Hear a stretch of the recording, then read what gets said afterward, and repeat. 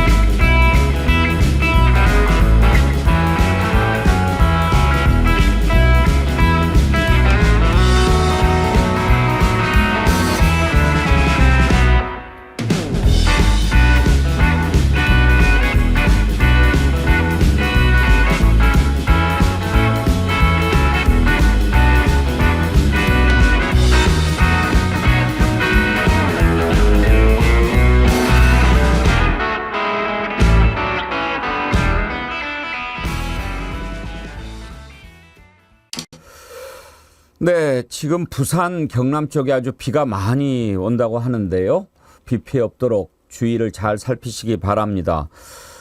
신두렴님, 이곳 경남은 비폭탄 중입니다. 그렇게 글 올리셨는데요.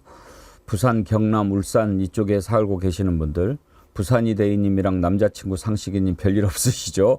예, 잘 살펴보시기 바랍니다. 그리고 오늘 아침부터 이제 한 30분 전에 저희가 하이라이트 방송을 내보내고 있습니다. 그동안에 그냥 정어리 영상하고 광고 영상하고 이렇게만 보내다가 차차차 챌린지 이렇게 보내드렸는데 또 그 시간에 정보를 좀 접했으면 좋겠다, 그런 의견이 많이 있으시고 또 시간이 좀 아까워서 하이라이트 방송 내보내고 있으니까요. 못 보신 분들도 보시고 또 다시 한번 보시고 그렇게 하시기 바랍니다. 사전에 고지를 좀 제대로 못 드렸더니 아침에 헷갈리신 분들이 계셨어요. 착한 악마님, 여기 맞나요? 그러시고, 이경혜님, 지난 방송 나오길래 잘못 들어왔나 몇 번 나갔다 들어왔네요. 그러셨는데 죄송합니다. 내일부터 계속 30분 전에 이렇게 하이라이트 방송할 테니까요. 그 전에 또 보셨던 거 재밌는 거 나오면 볼만 하시죠. 착오 없으시기 바랍니다. 어제 하루에만 구독자가 3,000명 가까이 늘어났습니다. 여러분 진심으로 감사드리고요.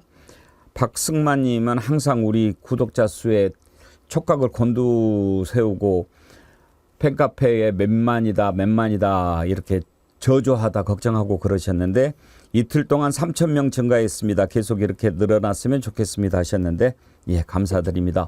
오늘도 함께해 주시고요.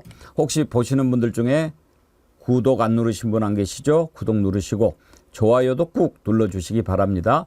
댓글 많이 남겨주세요. 저희가 준비한 선크림 선물로 보내드리도록 하겠습니다.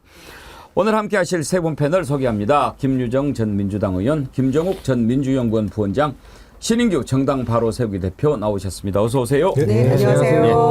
어제 국민의힘 전당대회에서 한동훈 대표가 선출이 됐는데 아침에 제가 오프닝 멘트로 어제 전당대회를 보면서 한동훈이 될 줄은 알았지만 참 국민의힘 어떤 정당일까 여러 가지 생각을 하게 됐어요.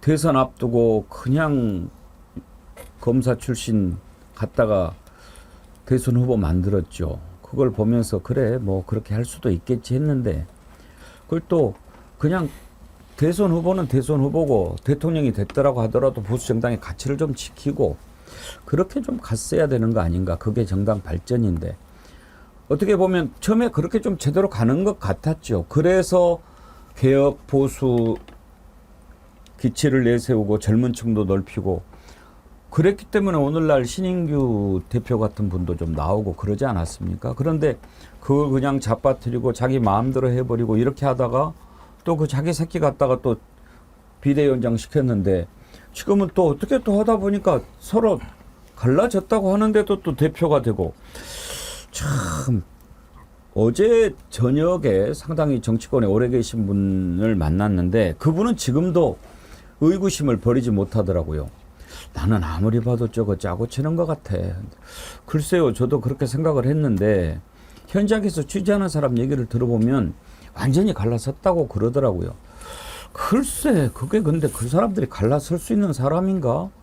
막 이렇게 걱정들을 그런 의심을 계속 갖고 계신데 신인규 대표님 한동훈하고 윤석열하고 완전히 갈라졌나요? 어땠나요? 근데 이제 그게 좀 헷갈리실 수는 있을 것 같기는 합니다만은 저는 본질을 늘 생각을 하는데 본질적으로는 검찰에서 한솥밥을 먹었던 검사동일체 원칙 내지는 과거에 여러 가지 형사사건에 함께 연루되어 왔던 범죄 공동체라는 측면에서는 윤석열과 한동훈은 자기들이 죽겠다라는 생각이 들면은 언제라도 손을 잡을 수 있는 저는 그런 사이다라고 보고요.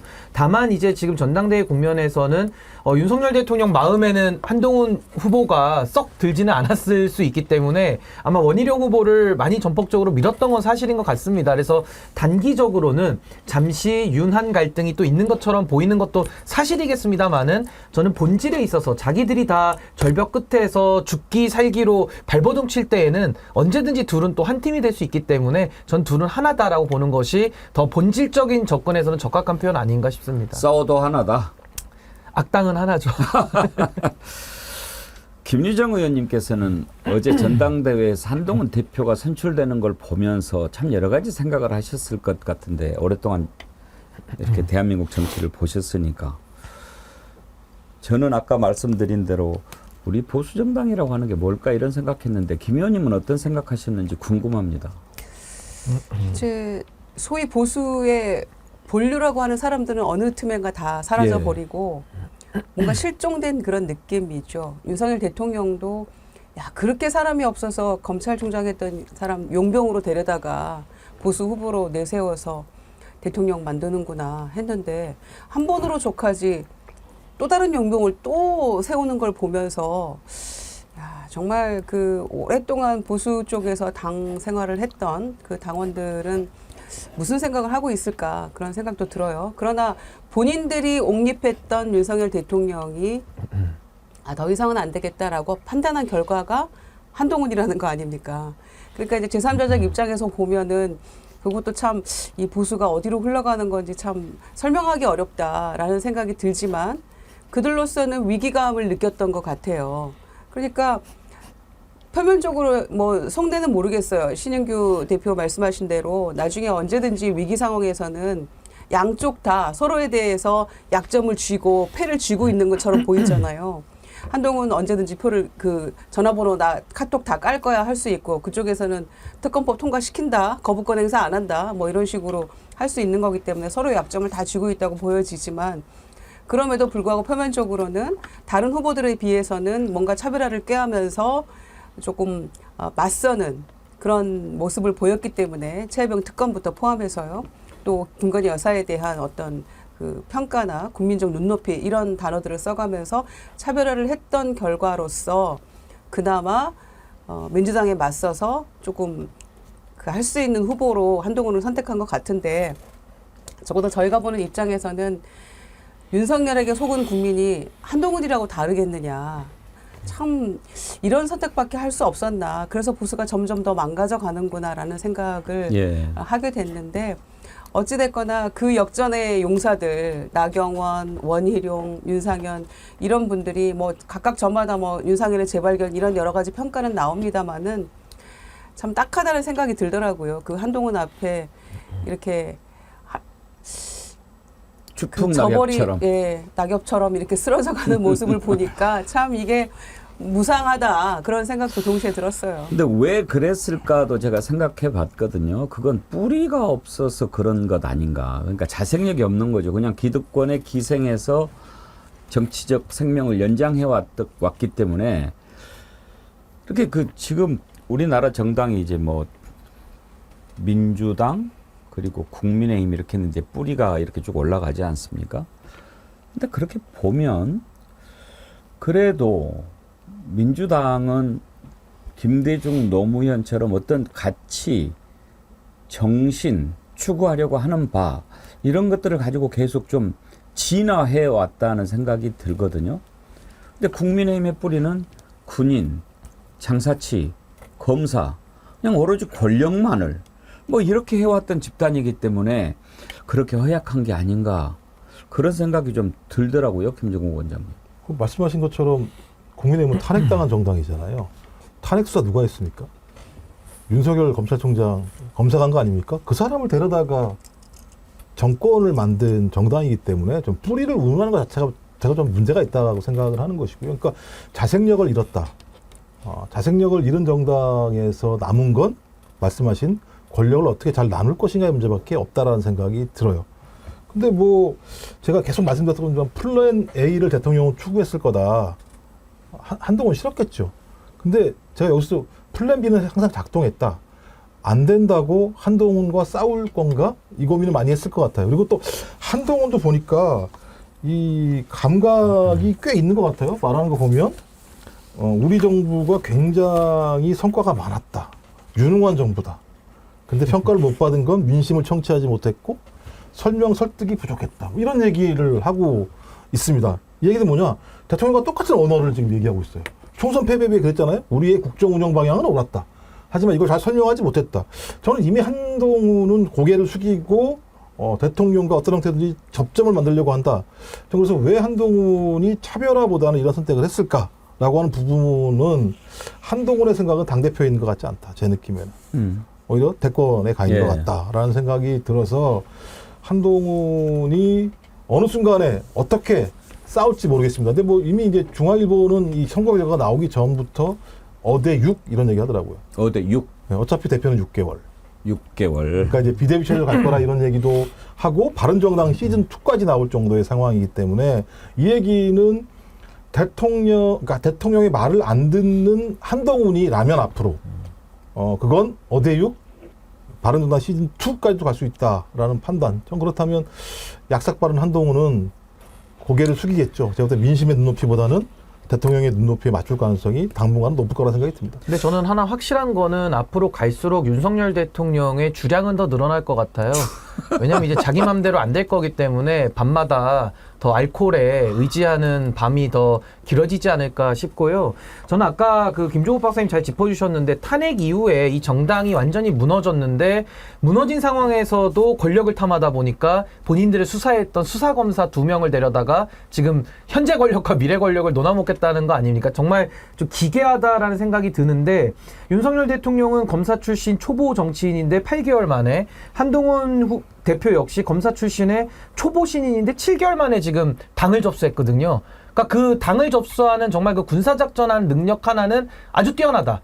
예, 전 그렇게 생각은 들고요.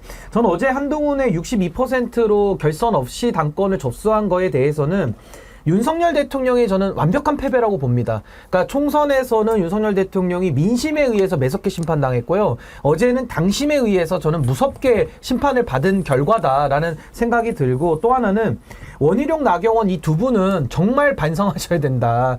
정치를 그렇게 20년, 30년 오래 그것도 보수정당에서 해오셨는데 한동훈이라는 7개월짜리 정말 정치도 잘 모르는 사람한테 완전히 스타일 구길 정도로 대패를 당했거든요. 그래서 저는 원희룡, 나경원 이 두 분이 경선 과정에서 대안부제로는 확실히 드러냈다. 그 미천없음을 드러냈고요.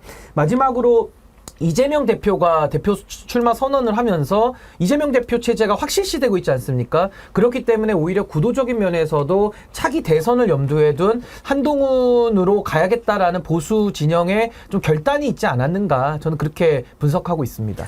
제가 아까 보수정당을 이렇게 이제 생각을 하면서 전당대회를 봤는데, 그러면서 그 정당에서 한번 새로운 개혁 보수를 해보겠다고 들어갔던 신인규 대표가 많이 떠올랐어요. 그러면서 내가 느끼는 감정을 우리 신인규 대표님은 어떻게 느낄까 궁금했고, 그러면서 저는 왜 정당 바로 세우기를 생각했는지 그걸 많이 생각했어요. 그러면서 제 마음에 정당을 바로 세워야 되겠다라고 하는 신인규 대표를 100% 지지하고 성원한다. 그런 말을 오늘 꼭 해주고 싶었습니다. 너무 감사드리고요. 저는 국민의힘에서 제가 한 3년 있었습니다만은 지금의 제 마음을 제가 분명하게 말씀드리자면은 저는 빨리 무너져야 다시 세울 수 있다고 생각합니다. 그냥 어설프게 허는 정도로 안 되고요. 완전히 저는 골조까지 끝까지 뿌리가 저는 무너져 내려야 된다는 생각이 들고, 그렇게 해야 보수정당도 그 폐허 위에서 전 다시 한번 정리될 건 정리되고 새 출발을 온전하게 시작할 수 있다. 그래서 저는 이제 스스로를 이제 보수 재건파 이렇게 부르고 다니는데, 아무튼 정당 바로 세우는 부분에 있어서는 저는 한국 정치 발전적인 차원에서는 반드시 필요하다. 저 그렇게 생각합니다. 뿌리가 있겠습니까? 뭐 그거 뽑아버리는 거 별로 시간도 안 걸릴 겁니다. 우리가 오늘 아침에 조금 무거운 주제로 시작을 했는데요.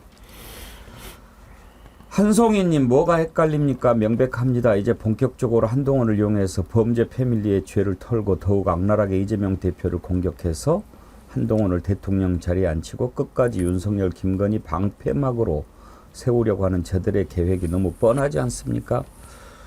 속이 터집니다. 탁님께서는 노태우가 머리숱 많은 전두환이라면 한동훈은 머리숱 없는 윤석열일 뿐입니다. 날카로우신데요. 사이가 나쁘니 뭐니 말이 많지만 본질은 범죄 공동체입니다. 둘 다 처벌해야 할 죄인들이죠. 그러셨는데, 네, 탁님 슈퍼챗도 함께 보내주셨습니다. 감사합니다.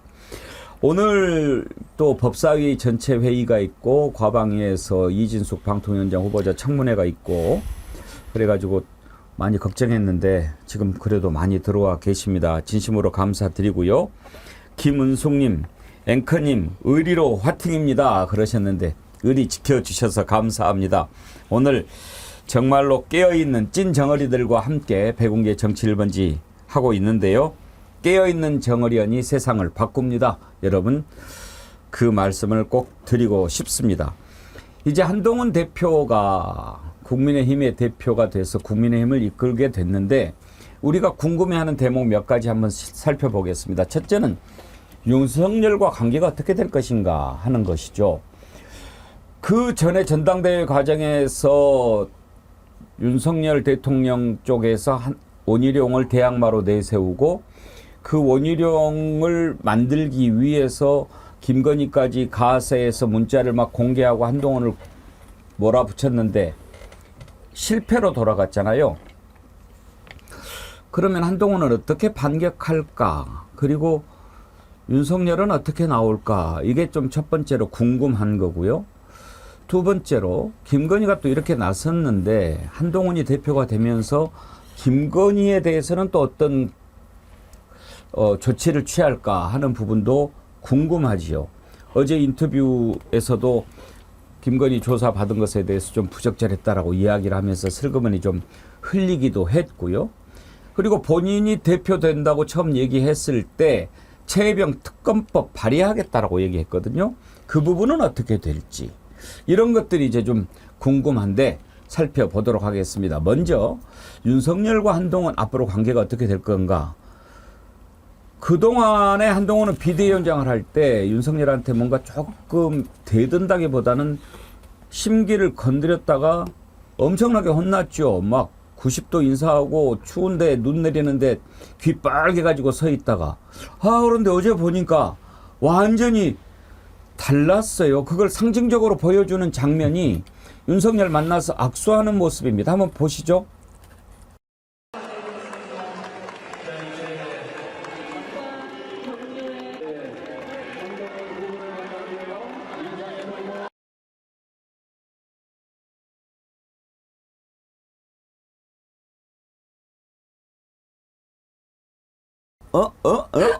이제 완전히 건성이지 뭐. 네. 5도 인사, 5도 네. 인사. 고개만 까딱이네요. 네. 까딱. 까딱. 네.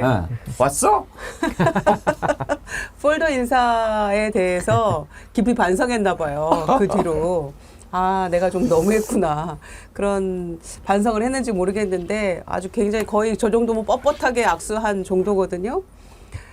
그런데 저 때는 이제 아직 결과 발표 나오기 전이에요. 그리고 한 3시쯤 대통령이 이석을 했다고 나오던데 막 우리는 운명 공동체, 한 배를 탔다, 원팀 막 이런 얘기 했잖아요. 짠해서 못 듣겠습니다. 예. 동훈아, 알지? 거의 뭐 이런 느낌이었는데 우리 잘해보자 다시 이런 그 읍소하는 느낌이었어요. 저는 그거 보면서. 근데 가장 심각한 거는 지나치게 당정이 원팀이어서 이 모양 이 꼴 된 거 아닙니까? 그래서 좀 차별화하라는 거고 이제 조금 대통령실에 목소리를 좀 내라는 게 어제 그 보수 지지층과 국민의힘 당원들의 뜻이었던 것 같아요. 그러니까 민심과 당심이 거의 일치하는 그런 그 득표율을 얻었는데 사실 뭐 결선 투표 간다 안 간다 뭐 이런 얘기 나왔을 때는 과거 이준석 때 나경원 그 전당대회 때 나경원 후보가 예상 외로 당심에서 굉장히 많은 표를 얻었다 막 그런 예를 들어가면서 했었는데 결국에는 민심이 당심 쫓아가는 당심이 민심을 쫓아가는 그런 결과가 나오지 않았나 생각하고요. 하여튼 어제 저 악수하는 장면 보면서 불과 몇 달 사이인데 천지가 개벽했구나 그런 느낌이었습니다. 김조 원장님 보시기에 앞으로 윤석열과 한동훈 관계 어떨 것 같습니까? 일단 그 보도에 나온 거에 의하면 예. 지난번 김기현 체제랑 다르게 축하 메시지가 공식적으로 나오지 않았다. 예. 그러니까 제가 볼 때는 기분은 좋지 않은 거죠. 예. 뭐 적어도 이것은 아무리 기분 나빠도 공식적으로 집권 여당의 당 대표가 압도적인 득표로 당선이 됐는데 공식적인 멘트가 안 나왔다는 건 대통령의 의중을 반영하는 거다라고 볼 수밖에 없는 것이고 또 다른 보도 이걸 이제 직접적인 것이 아니라 이제 간접적으로 질문을 했겠죠. 그랬더니 하는 거 봐서예요 분위기가. 한동훈 네가 하는 걸 봐서 대통령도 어떻게 할지 결정을 하는 게 맞지 않겠어? 그러니까 네가 어떻게 하는지 좀 두고 볼게 이런 분위기가 꽤 있는 거죠. 근데 이제 제가 어떻게 할지 잘 모르겠습니다. 근데 일단 한동훈 당대표는 지금 후퇴하고 있는 것 같아요. 왜냐하면 김건희 특검법 같은 경우도 마찬가지입니다만 뭐 말은 즉슨 뭐 국민 눈높이 얘기했습니다만 저는 한동훈이 얘기하는 국민 눈높이를 이해할 수가 없어요. 그러니까 국민 눈높이가 왔다 갔다 하는 것 같아요. 어느 때는 대통령의 눈높이인 것 같고 어느 때는 김건희의 눈높이인 것 같고 어느 때는 또 국민의 눈높이인 것 같기 때문에 저는 어느 시점에 공개적으로 당신이 얘기하는 국민 눈높이가 뭔지를 설명할 필요가 있다라는. 그래서 안경을 자꾸 이렇게 올렸다 내렸다 하나. 그러니까 뭐 이렇게 막 하잖아요. 이렇게. 네. 근데 핵심은 뭐냐면 빨리 종결하라는 거예요. 김건희 씨와 관련된 문제에 대해서 빨리 종결하라는 게 핵심인 것 같고 두 번째는 제3자 특검법, 최혜병 특검법도 마찬가지입니다만 갑자기 뒤로 발 쑥 뺐죠. 토론합시다. 당론으로 정합시다.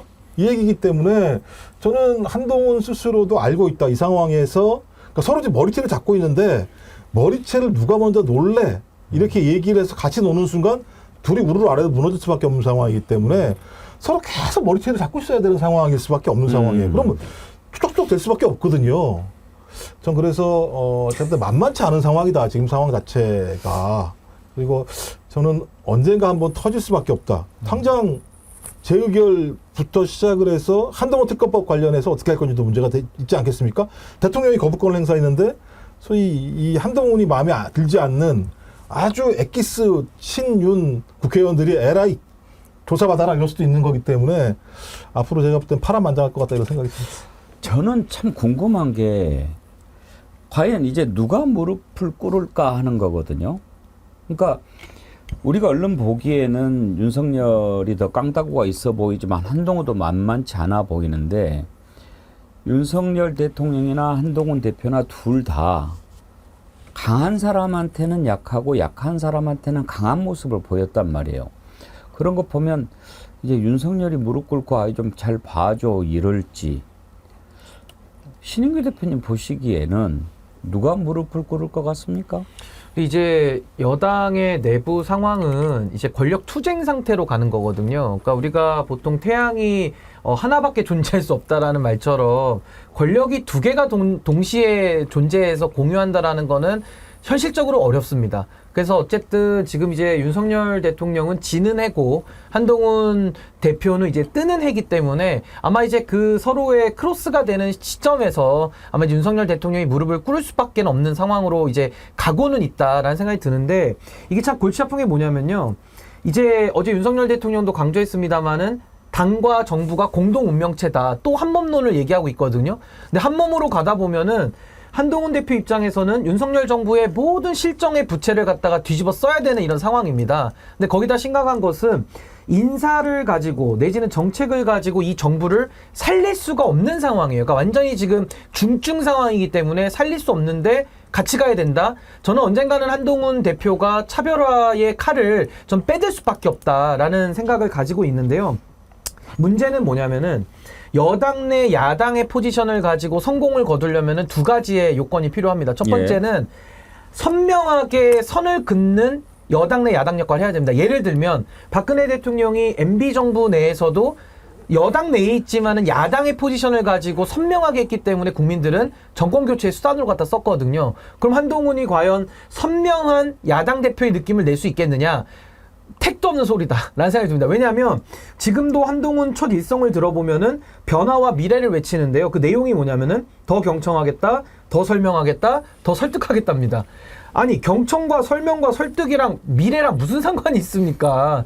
이거 엉뚱한 얘기 좀 하고 있거든요. 그래서 저는 선명한 야당의 포지션을 가질 수 없는 태생적 한계가 있고 두 번째는 시기의 문제인데요. 설사 선명한 야당 지위까지 한동훈이 기적적으로 가더라도 이미 윤석열 정부 임기가 2년 반이 지나갔기 때문에 너무 늦었다. 그러니까 국민들이 보시기에는 아니 한때 해먹을 때는 언제고 이제 와서 야당 짓을 세게 하느냐 이렇게 오히려 더 비판을 제기할 수 있거든요. 그래서 저는 선명성이나 시기의 문제나 뭐로 보나 한동훈의 전략은 통하기는 매우 어렵다. 저는 그렇게 예상하고 있습니다. 아니 한동훈이 차별화해서 대표는 됐지만 국민들이 봤을 때는 다 한 통속으로 보이는 거죠. 예.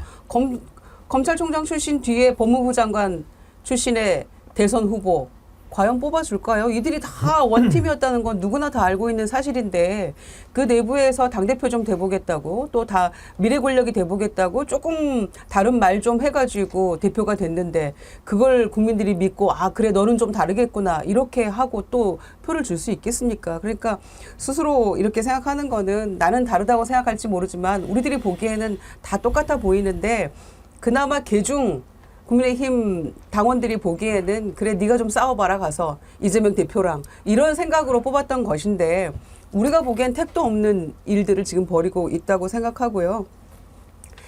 그 나경원 후보는 세 번째 당대표 전당대회 출마를 했는데 다 안 됐잖아요. 예. 그런데 세 번째 최고위원 출마해서 다 된 사람이 김재원 그래요. 최고위원이에요. 참 대단해요. 물론 두 번째는 정강훈 목사 뭐 5.18 폄훼 네. 발언 이것 때문에 이제 금방 물러나긴 했는데요. 그런데 김재원 최고위원이 하는 얘기를 들어보니까 지금 민주당에서는 그래 그나마 최혜병 특검 제3자 뭐 특검 얘기하는 그나마 그 말이라도 하는 한동훈이 낫다라고 이제 민주당은 평가를 하고 있는데 그러니까 빨리 특검법 얘기하자 이렇게 하고 있는데 지금 한 발 뺐다고 아까 말씀하셨는데 토론을 좀 해봅시다 이렇게 나오는 거잖아요. 그런데 김재원 최고 얘기하는 걸 들으니까 당이 투탑 체제다. 그러니까 당대표와 원내대표 체제인데 최혜병 특검법이나 뭐 김건희 특검법 이런 것들은 전부 다 원내의 일이다. 이렇게 얘기를 하더라고요. 그러니까 논의를 해서 만약에 최종 결론이 안 나고 서로 이견이 있으면 추경호 원내대표의 손을 들겠다는 취지로 얘기를 하더라고요. 그러니까 이거는 앞으로 한동훈 대표 체제가 녹록지 않겠다. 우리가 최혜병 특검법에 대해서도 크게 지금 기대할 게 전혀 없구나라는 생각이 들더라고요. 오늘 아침에. 그 제가 하나만 더 내부 분위기를 소개해드리면 제가 최근에 이제 여당의 좀 중진 의원님하고 이렇게 얘기를 좀 들어봤는데 지금 한동훈 후보가 경선 과정에서 선을 많이 넘었잖아요. 예. 그러니까 깐죽깐죽거린 태도도 문제고요. 또 하나는 이 나경원 의원이 그래도 나름대로 원내대표 시절에 싸웠던 문제를 가지고 직접 기소를 했던 검사가 이걸 가지고서 뭐 공소권 취소 청탁하지 않았냐. 이 발언을 듣고 그 텔레그램에서도 윤한홍 의원부터 해서 다 항의하는 글을 올렸다고 하거든요. 실제로 지금 그 국민의힘의 의원들의 분위기가 팔짱 끼고 한동훈 너 얼마나 잘하나 한번 두고 보자. 지금 이렇게 아주 그 매서운 눈초리로 지켜보겠다고 하기 때문에 아마 한동훈 대표가 처음 대표하다 보니까 많이 삐그덕 할 거예요. 그럴 때마다 중진 의원들이나 현역 의원들이 따뜻한 눈으로 감싸주는 게 아니라 잘못하면 그거를 꼬투리 삼아가지고 상당히 좀 거칠게 들이댈 걸로 예상이 되기 때문에 아마 그 부분도 한동훈 대표가 아마 넘어야 될 큰 산이다라는 생각이 듭니다. 예. 아니 홍준표 시장이 참 홍준표 시장 어떻게 할지도 궁금해요. 대구시정에 집중한다고. 탈당 안 한대요. 탈당 안 한대요? 당대표 한동훈 되고 나서 뭐야? SNS에 글을 올렸어요. 당분간 당무에 관여하지 않아야겠다. 그리고 무슨 허무 개그 같아요. 당원들 선택이 그렇다면 어쩔 수 없지만 참 실망이다. 뭐 이렇게 올렸어요. 그런데 이게 몇 시간이 갈지 아직 이제 17시간 전이었거든요. 아까 이걸 봤을 때가 그러니까 하루가 갈지 이틀이 갈지 모르겠는데 절대로 가만히 있지는 않을 것이다. 최혜병 특검법 논의하기 시작할 때부터 뭐라고 이제 한마디씩 할 거라고 생각해요. 전당대회 기간에 대구 경북 그러니까 홍준표 시장하고 이철우 지사는 아예 안 만나줬잖아요. 안 만나줬죠.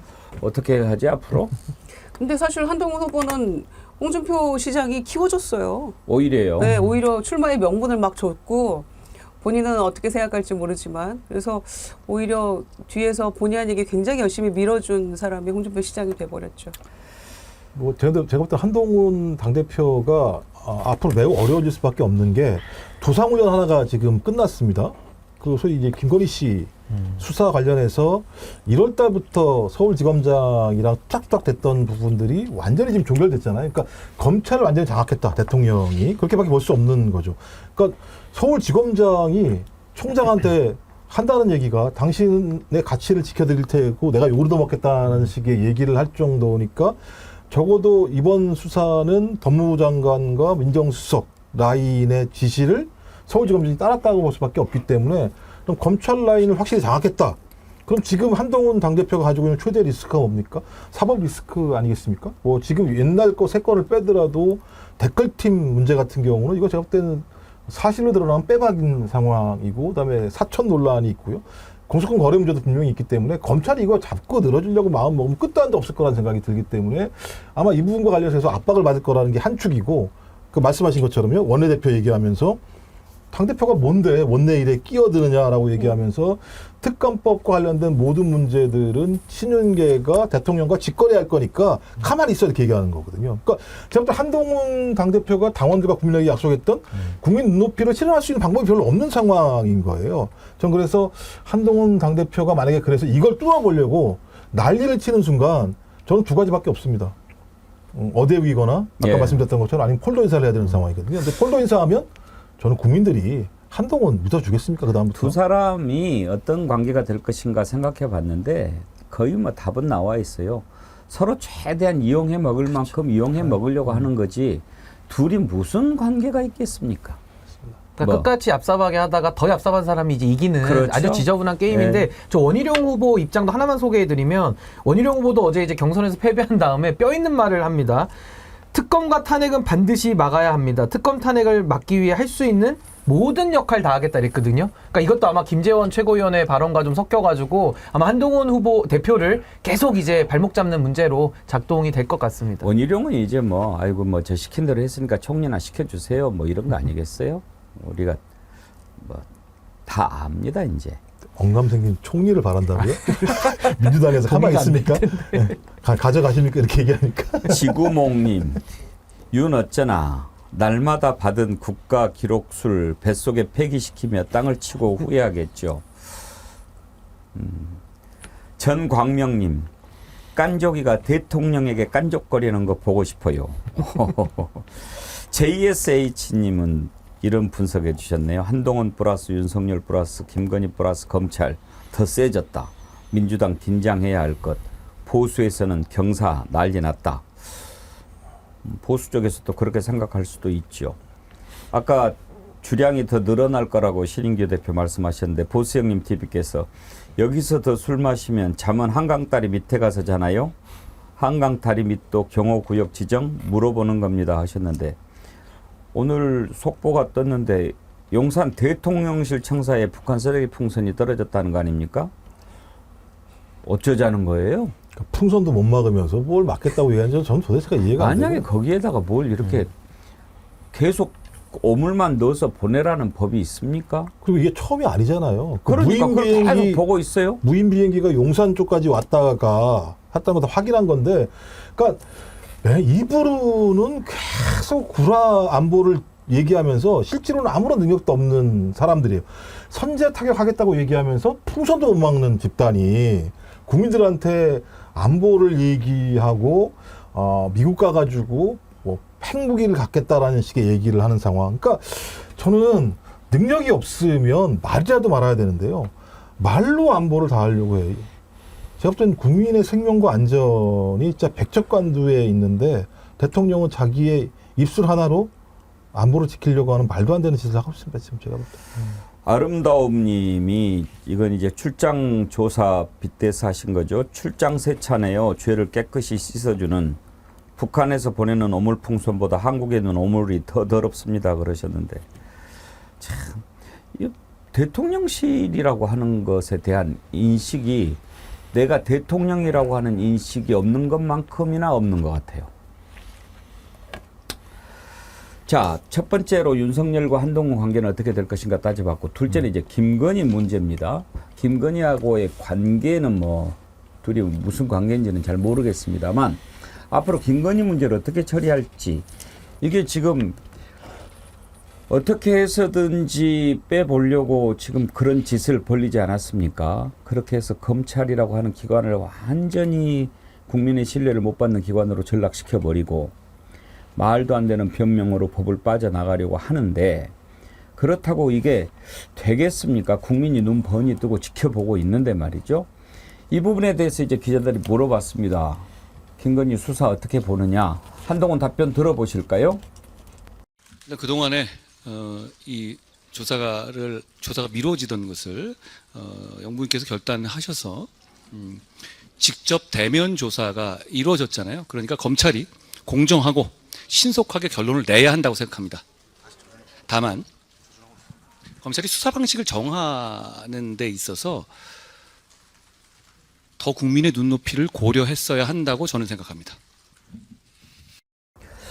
저는 저런 부분이 헷갈리는 거예요, 김유정 의원님. 부당하다, 원칙에 어긋났다, 검찰총장도 그렇게 이야기했고 아쉽다, 눈높이 안 맞다고 이야기하면서 여사님이 결단을 내리신 거다라고 그따위로 얘기를 한단 말이에요. 도대체 한동훈의 스탠스가 뭐냐, 뭡니까? 본인도 헷갈리는 거겠죠, 뭐. 그리고 그 양심, 그러니까 속에말을 다 못하니까 저렇게 그 합선되는 이야기들을 저는 한다고 생각해요. 네, 본인도 내가 이거 지금 무슨 말 하고 있나 이런 생각 스스로 할 거라고 생각하는데, 아니 피의자가 결단을 해야만 검찰이 수사를 합니까?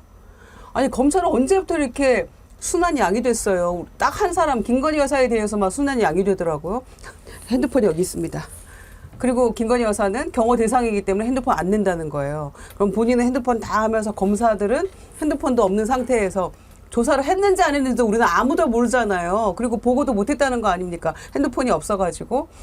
그러니까 이런 변명을 늘어놓고 있는데 그게 여사의 결단이라고 주장하니까 그게 그동안 무슨 조선 제일검이라고 본인은 뭐 그거 뭐 굉장히 그 닭살 돋는 뭐 표현이라고 얘기하던데 그래도 그렇게 불렸던 한동훈 대표가 수사할 때 그런 식으로 했어요? 피의자가 결단 내리면 가서 출장 조사했었어요? 그런 전례 전무후무한 일이 일어났는데도 불구하고 국민 눈높이에서 이게 말이 되는 거냐라고 다 얘기를 하고 있는데 그놈의 국민 눈높이는 어느 국민 눈높이에 맞춰가지고 저렇게 하는 얘기입니까? 그러니까 이미 텄어요. 제가 보기에는 대표가 어찌어찌 되긴 했어요. 나머지 3명을 다 누르고. 그런데 어제 저 말 딱 들은 순간에 그리고 최혜병 특검 관련해가지고 토론하겠다 그 2마디 들은 순간에 아 한동훈 체제도 이제 곧 무너지겠구나라는 생각이 들더라고요. 아, 근데 김종 원장님 그런 수사를 검사 출신이니까 더 잘 알 거 아니에요. 네. 그러면 제대로 질타를 하든지 그리고 지금 알려지기로는 이원석하고 한동훈하고는 가깝다 이렇게 알려지지 않았나요? 사시 동기죠. 예. 근데 제가 볼 때는 질타할 위치에 있지 않으니까 질타를 못하는 거죠. 아니 뭐가 두렵냐고요 이제. 아, 이정호 씨가 VIP 누구라고 그랬습니까? 김건희라고 그러지 않았습니까? 한동훈도 알겠죠. 다른 건 몰라도 거기 잘못 건드리면 사건 사고 난다고 생각하시고 대부분 그래요. 김건희 씨 잘못 건드려가지고 사건 사고 나게 너무 많이 있어요. 근데 이제 대표 됐잖아요. 대표가 무슨 의미가 있습니까? 대표 몇 명 날렸습니까? 윤석열 대통령이 이준석 날렸죠. 김기현 날렸죠. 나경원 주저앉혔죠. 그거야 뭐 옛날이고 지금 만약에 그런 식으로 한다고 그러면은 원희룡이 됐겠죠. 그걸 꺾고 대표 된 거 아니에요? 근데 생각해 보십시오. 검찰에 물려있는 게 얼마나 많이 있습니까? 물려있는 거 작정하고 수사하면 안 걸리겠습니까? 한동훈은 윤석열 잡고 있는 거 없겠어요? 아, 그럼 서로 이제 막 싸우는 거죠. 뭐 그렇게 싸워야죠. 근데 서로가 알죠. 같이 머리끄댕이 다가다 손 놓는 순간 같이 죽는다. 아래로 떨어진다는 걸 알기 때문에 서로 자꾸만 있는 거죠. 자꾸만 있으면 머리는 아프겠지만 죽지는 않잖아요. 아 머리끄댕이는 못 잡아요. 굉장히 위험한 일입니다. 머리를 잡는 머리끄댕이는 못 잡아요. 문항에 위험한 발언. 근데 문항이 다치거나 뭐가 다치거나 아니 둘 중에 본인이 하나. 설명을 안 하니까 거기에 대해서 피날 수도 제가 있어요. 본인이 아니랬는데 제가 어떻게 합니까? 싸울 때 그렇다고 주먹으로 치라고 할 수는 없고 그건 이제 폭행이니까 머리끄댕이 잡으면 제가 볼 땐 단순한 부분이니까 저 그래서 어떤 형태로든지 지금 제가 아까 말씀드렸잖아요. 신속한 결론이 핵심이다. 검찰 빨리 명품백 문제나 주가조작 문제와 관련해서 무혐의 증거 처리해버려라. 그러면 우리가 그걸 막으면 되는 거 아니야. 검찰이 다 수사했지 않느냐. 아무런 죄가 없는데 야당이 계속 이게 제기하는 건 정쟁화시키는 거 아니냐. 자, 우리 정쟁 필요 없다. 민생 가자. 이런 식으로 얘기하고 갈 거란 말이에요. 전 뻔한 상황들이 벌어질 거기 때문에 저는 이거 믿지 말자. 그리고 저희 검찰 스스로가 김건희 씨에 대해서 수사한 내용을 보면 제가 볼 때 이미 검찰 평검사 중에 한 200명은 제발 사표내야 돼요. 쪽팔려서. 창피해서. 한마디가 안 나옵니다. 오히려 검찰총장이 문제 제기했다고 수사검사가 사표를 내고 에이씨 들어오라 나 안 할래 이러는 나라예요. 저는 어제 그자가 사표 냈다고 그래서 쪽팔려서 낸 줄 알았어요. 아니요. 검찰총장이 쪽팔려서 내야죠. 그러니까요. 근데 아직 안 냈어요 사표도. 사의만 표명한 네, 거예요. 표명만 했어요. 그리고 검찰총장은 또 반려한다고 이미 뭐 얘기했어요. 검사 따위가 사의를 표명하고 말고요. 사표 내면 내는 거죠. 그러니까. 제가 볼 때 검찰은 이미 죽었다 이걸로 생각을 하는 거고요. 검찰이 죽었던 이유는 단 하나다. 대통령과 대통령 부인을 지키기 위해서 엄청나게 목숨을 걸었고 거기에 따른 지분을 받을 거라 생각이 드는데 그 지분을 누가 받겠습니까? 제가 볼 때 한 명밖에 없어요. 서울 중앙지검장하고 그 아래에 있는 그 똘마니 수사하는 사람들이나 살아남겠죠. 나머지 그 건강하게 수사하고 있는 평검사들은 뭐가 됩니까? 보스 형님 TV께서 머리끄댕이 싸우면 한동훈이 집니다. 그러셨는데 보스 형님 반대일 수도 있어요. 예, 잘 생각해 보세요. 못 잡아요. 포도나무님 어대한 이번에 어대한 얘기 많이 나왔죠. 그런데 이분은 어차피 대표는 한 달만 그런 얘기를 많이 해요. 오래 못 갈 거다. 방금 전에 속보가 떴는데 대통령실이 윤석열과 한동훈 통화 후에 초청 만찬을 제안했다. 당정 소통 방안을 마련할 것이다. 이렇게 밝혔는데 이번에도 끝나고 대통령이 축하 전화를 한 게 아니고 한동훈이 먼저 전화를 했더라고요. 그래서 잘해봐 뭐 그랬다고 그러는데 아까 공식 입장이 없었다고 그랬는데 초청 만찬을 제안했다. 일단은 서로 좀 화합하는 그런 모습을 보여주자 한 것 같은데 이준석 의원이 한동훈 당선되면은 일주일 끝나고 바로 싸움 시작될 거다 그렇게 얘기를 했더라고요. 한번 들어보실까요? 제가 이거 처음 얘기하는 건데 웃긴 거 하나 얘기 드릴까요? 예. 지선 크게 이기고 나니까 그 다음에 윤핵관 의원님들이 저한테 그렇게 저녁 약속 잡다고 전화 많이 왔습니다. 아하. 예. 야, 이겼는데 대통령이 뭐 이렇게 이제 이준석이 잡겠다고 이렇게 하겠어라는 생각 때문에 그동안 우리가 하도 이준석이 달달 볶았으니까 이제는 이준석이 관계를 1년 넘게 풀고. 남았으니까 아하. 이거 좀 해야겠다. 이거 비싼 밥 사주시고 이랬어요. 예, 많이 얻어먹었습니다. 어허. 그런데도 한 1, 2주 있으니까 또 일을 벌이시는 게 대통령이더라고요. 아. 그러니까 저는 아마 한동훈 위원장이 되면은 뭐 축하난 같은 거 보내주고 그다음 한 일주일 있다 시작할 겁니다. 어떤 작업일까요? 약간 뭐 맛배기를 보여주시면. 글쎄요. 저는 지금 유튜버들이 보수 유튜버들이 맹공을 하기 시작했거든요. 절차적으로 될 겁니다. 다. 절차적으로. 대통령 입장에서도 쉽죠? 지금 본인이 나서지 않더라도 예. 성 밖에 민주당이 와 있습니다. 아. 네, 민주당이 알아서 공성을 할 거기 때문에 우선 아하. 예, 여러 작전이 가능할 겁니다. 아하. 근데 뭔 저는 얘기예요? 조금 그러니까 이제 일단 대표가 됐으니까 난 보내고 축하하는데 일주일 지나면 공격 개시할 거다. 한마디로 정리하면 그런 아. 취지입니다. 근데 저는 저 이준석 의원의 저 발언을 들으면서 어떤 생각이 드냐면은 본인 사례를 예를 드는 건 좋은데 결국에는 본인이 당대표 시절에 윤석열 대통령하고 권력을 같이 만들었는데 그 이후에 권력을 해먹는 과정에서 투쟁에서 밀렸다는 거 아닙니까? 그럼 좀 쪽팔려서라도 저런 얘기를 못 할 것 같은데 저걸 방송 나와가지고 무슨 무협지 얘기하듯이 신나가지고 저렇게 다른 사람의 이제 빗대가지고 본인의 경험을 예로 들어서 얘기하는 게 좀 측은해 보이고요. 그러니까 본인의 무능함을 저렇게 지금 이야기하고 있으니까 꼭 좋은 건 아닌 것 같고 결국 이제 한동훈 윤석열 싸운다 이 얘기거든요. 근데 저는 거기에 대해서는 결국에는 뭐 한동훈이 이준석보다는 더 나을 수 있다는 생각이 좀 들어요. 그래도 조직을 좀 관리를 해봤고 지금 이런 여러 가지 앞선 사례들을 보면서 한동훈이 들어갈 뿐만 아니라 지금의 윤석열 대통령의 권력은 빠지는 단계거든요. 그래서 이렇게 권력이 빠지는 단계에서 만약에 그런 식의 뭐 한동훈 몰아내기를 한다고 한다면은 전 한동훈이 오히려 되치기에서 더 이길 가능성이 높다. 한동훈과 이준석은 좀 능력적인 면에서는 좀 달라 보인다라는 생각이 듭니다. 네, 저도 동감하는데요. 그 당시하고 지금은 상황이 다르다고 생각해요. 그리고 나경원 후보가 공소취하 그 문제 꺼내가지고 막판에 한 사나흘 세게 싸웠잖아요. 그때 부탁하지 않았냐고.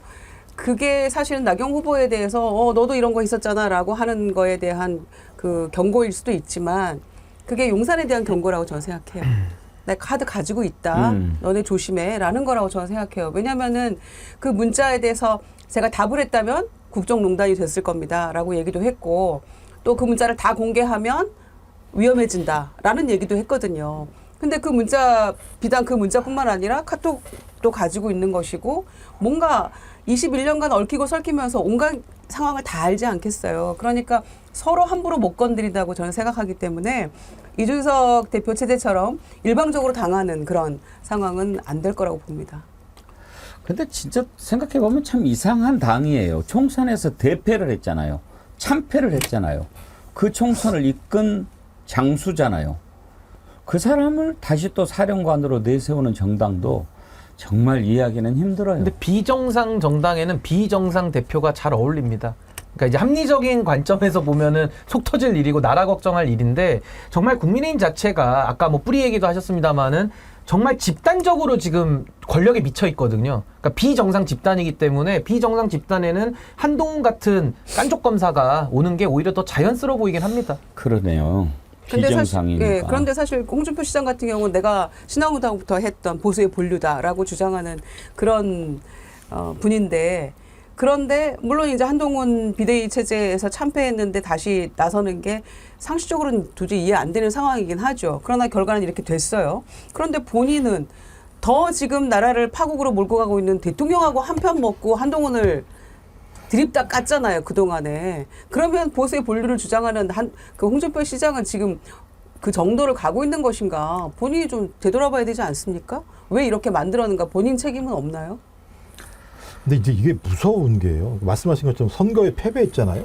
그럼 대통령이 국정운영 방향을 바꾸는 게 상식적인 거잖아요. 국정운영 방향이 옳다고 얘기하는 건 선거에 패배해서도 우회할 길은 너무나 많이 있다. 대통령의 권력만 유지하면 우회할 수 있다라는 판단이 있는 거거든요. 그럼 이건 민주주의를 다 우회하겠다는 얘기밖에 안 되는 건데, 또 하나는 한동훈 이 신임 당대표 말도 되게 웃겨요. 나 때문에 그나마 개헌선을 지켰다. 이런 얘기를 하면서 자기가 선거에 나름대로 힘을 받던 것처럼 했던 건데, 이건 뭐냐면 국민이 아무리 요구해도 저희 국민의힘 108명만 모여 있으면 아무것도 할 수 없다라고 하는 얘기거든요. 그러니까 대통령이나 신임 당대표나 민주주의를 우회할 수 있는 방안을 가지고 권력을 행사하려고 하는 이런 노름들을 하고 있단 말이에요. 저는 이건 되게 중대한 문제이기 때문에, 예. 그러니까 예를 들면 사건으로서의 탄핵에 대한 국민 요구도 있습니다만, 이런 식으로 민주주의를 허무는 부분에 대해서, 반헌법적 행위에 대해서도 저는 또 다른 탄핵이라고 하는 논의들이 시작돼야 될 시점이라는 생각이 들어요. 그리고 이제 김건희 문제는 일단은 뭐 눈높이에 맞지 않는다라고 했기 때문에 어떤 식으로 대응할지는 모르겠지만, 우리가 쭉 말씀 들어봤지만 윤석열과 한동훈 관계가 확실하게 어떻게 갈 것이다라고 정해지지 않는 이상 김건희 문제는 계속 거기에서 이렇게 그네를 탈 것 같습니다. 한번 봐야 되겠고요. 그리고 이제 최혜병 특검, 이것도 궁금하지 않습니까? 왜냐하면 맨 처음에 본인이 대표된다고 나왔을 때 자기 입으로 최혜병 특검법을 발의하겠다고 얘기를 했거든요. 그게 나중에 막 이렇게 저렇게 바뀌고 그랬는데 이제 대표가 됐어요. 그러면 그 약속을 지킬 것인지 그것도 궁금하지 않겠습니까? 그 질문에 대한 답은 어떻게 했는지 들어보시죠. 그 제3자 최상병 특검 추진하는 과정에서 원내 반대에 부닥치시면 그래도 발의를 강행하실 것인지, 아니면 당내 설득을 또 어떻게 하실 것인지 그 지점 질문드리고 싶습니다. 정치는 살아있는 거죠. 그리고 저는 당대표로 오늘 됐고요. 그리고 당에서 절차가 있습니다. 이 과정에 대해서 제가 이 제3자 특검법을 내므로써 여러 가지 돌파구가 이미 생겼다고 생각합니다. 그 이후에 상황이 여러 가지 변했고요. 그리고 이재명 대표는 이 제가 말하는 제3자 특검법을 정면으로 거부한 상황이고요. 이런 상황들을 감안해서 저는 제 뜻이, 저는 지금 생각도 같은데요. 그 과정에서 당내 우리 민주적인 절차를 통해서 토론해 보겠습니다. 토론해 보겠다. 그리고 이제 이재명 대표 탓으로 넘기는 거죠. 예. 그 토론에서 결과가 이거 안 됩니다라고 나오면은 그 민주적인 절차를 따랐기 때문에 어쩔 수 없었다라고 얘기할 건가요? 그러면 지금 걷어들였다고 보십니까? 지금 그런 태세인 것 같은데, 아까 그러니까 이 분위기가 토론 민주적 절차를 거쳐서 토론을 해본 다음에 좀 보겠다. 정치는 살아있는 거니까요. 뭐 이렇게 얘기하고 있는 건데 여지를 열어놓은 거죠. 난 정치는 살아있는 거요. 그 말할 때 상당히 좀 빈정이 상했어요. 네가 정치를 뭘 알아? 이런 생각이 확 그러니까요. 들더라고요. 그것도 DJ가 하신 말씀을 저런 식으로. 너무 짜증나는데요. 아무튼 이거를 원내에 일단 토스하고 좀 지켜보자는 쪽으로 한 발 튼 것 같아요. 본인이 당장이라도 특검법을 발의한 다음에 야당하고 함께 논의를 하겠다, 이렇게 말해야 정상이죠. 이거 원내에 뭐 무슨 민주적 절차 거론할 일이 아닌 거거든요. 본인이 계속 본인 주장이 옳고 내가 이 제3자 특검법을 제안함으로써 그나마 우리 당이 돌파구를 마련했다라고 다른 후보들을 다 그렇게 기선제압하듯이 얘기를 했었잖아요. 그런데 지금 한 발 빼는 듯한 모습이니까 민주당으로서는 특검법 빨리 발의를 해. 그러고 나서 얘기하자, 이렇게 할 수밖에 없는 거죠. 근데 논쟁의 부분은요, 예를 들면 지켜보자가 아니에요. 예. 지금 2등을 한 김재원 최고나 4위인 김인전 최고나 하는 얘기가 뭡니까? 그거 당신 거 아니잖아. 당신이 뭔데 거기서 판단을 해.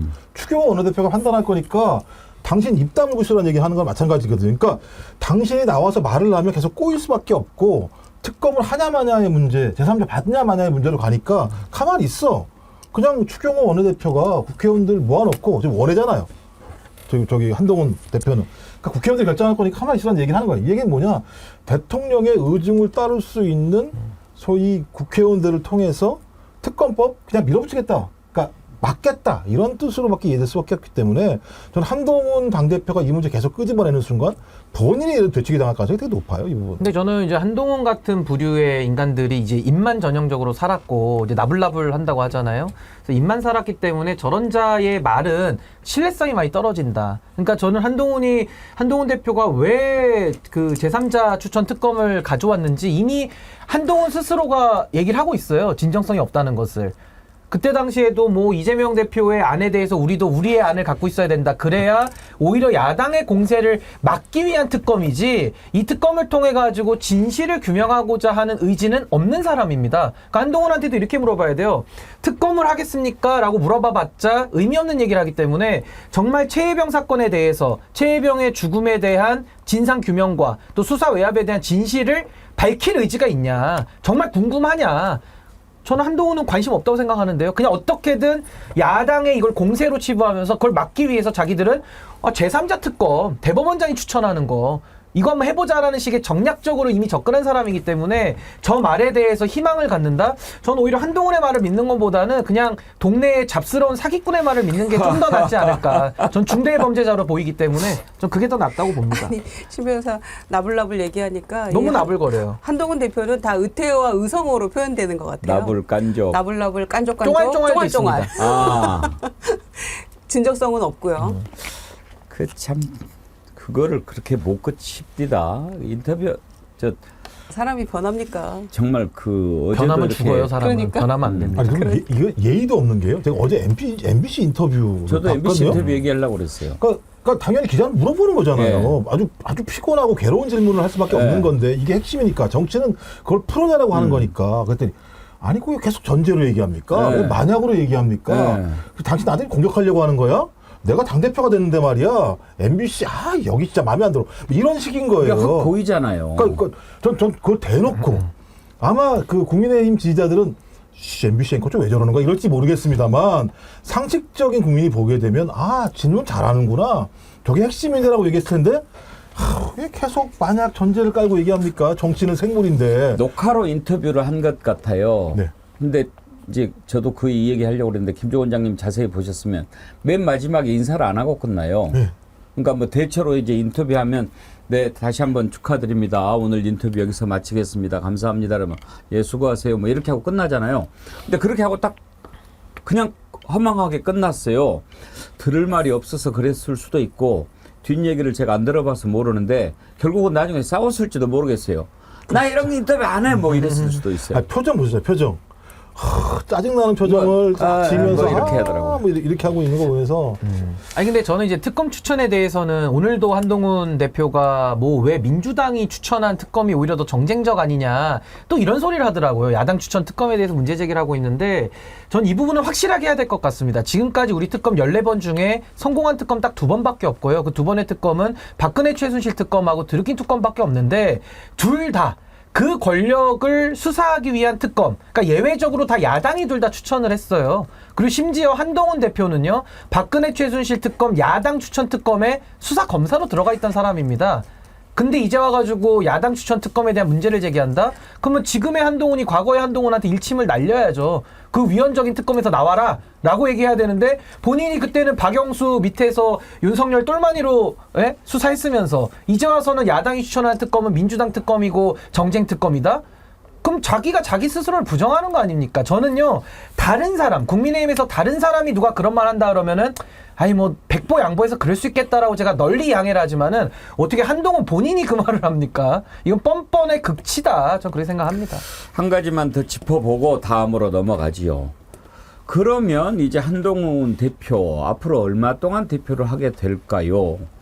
일단 본인이 계속 자의로 대표를 하다가 뭐 대선 출마를 하기 위해서 대표를 그만두는 것도 있을 수 있고, 그 다음에 지난번에 윤석열이 당대표 쳐냈듯이 온갖 수단과 방법을 동원해서 너 마음에 안 드니까 물러나 이렇게 할 수도 있고, 아무튼 뭐 임기는 다 못 채울 것은 확실해 보이는데 어떻게 될까 궁금하지요.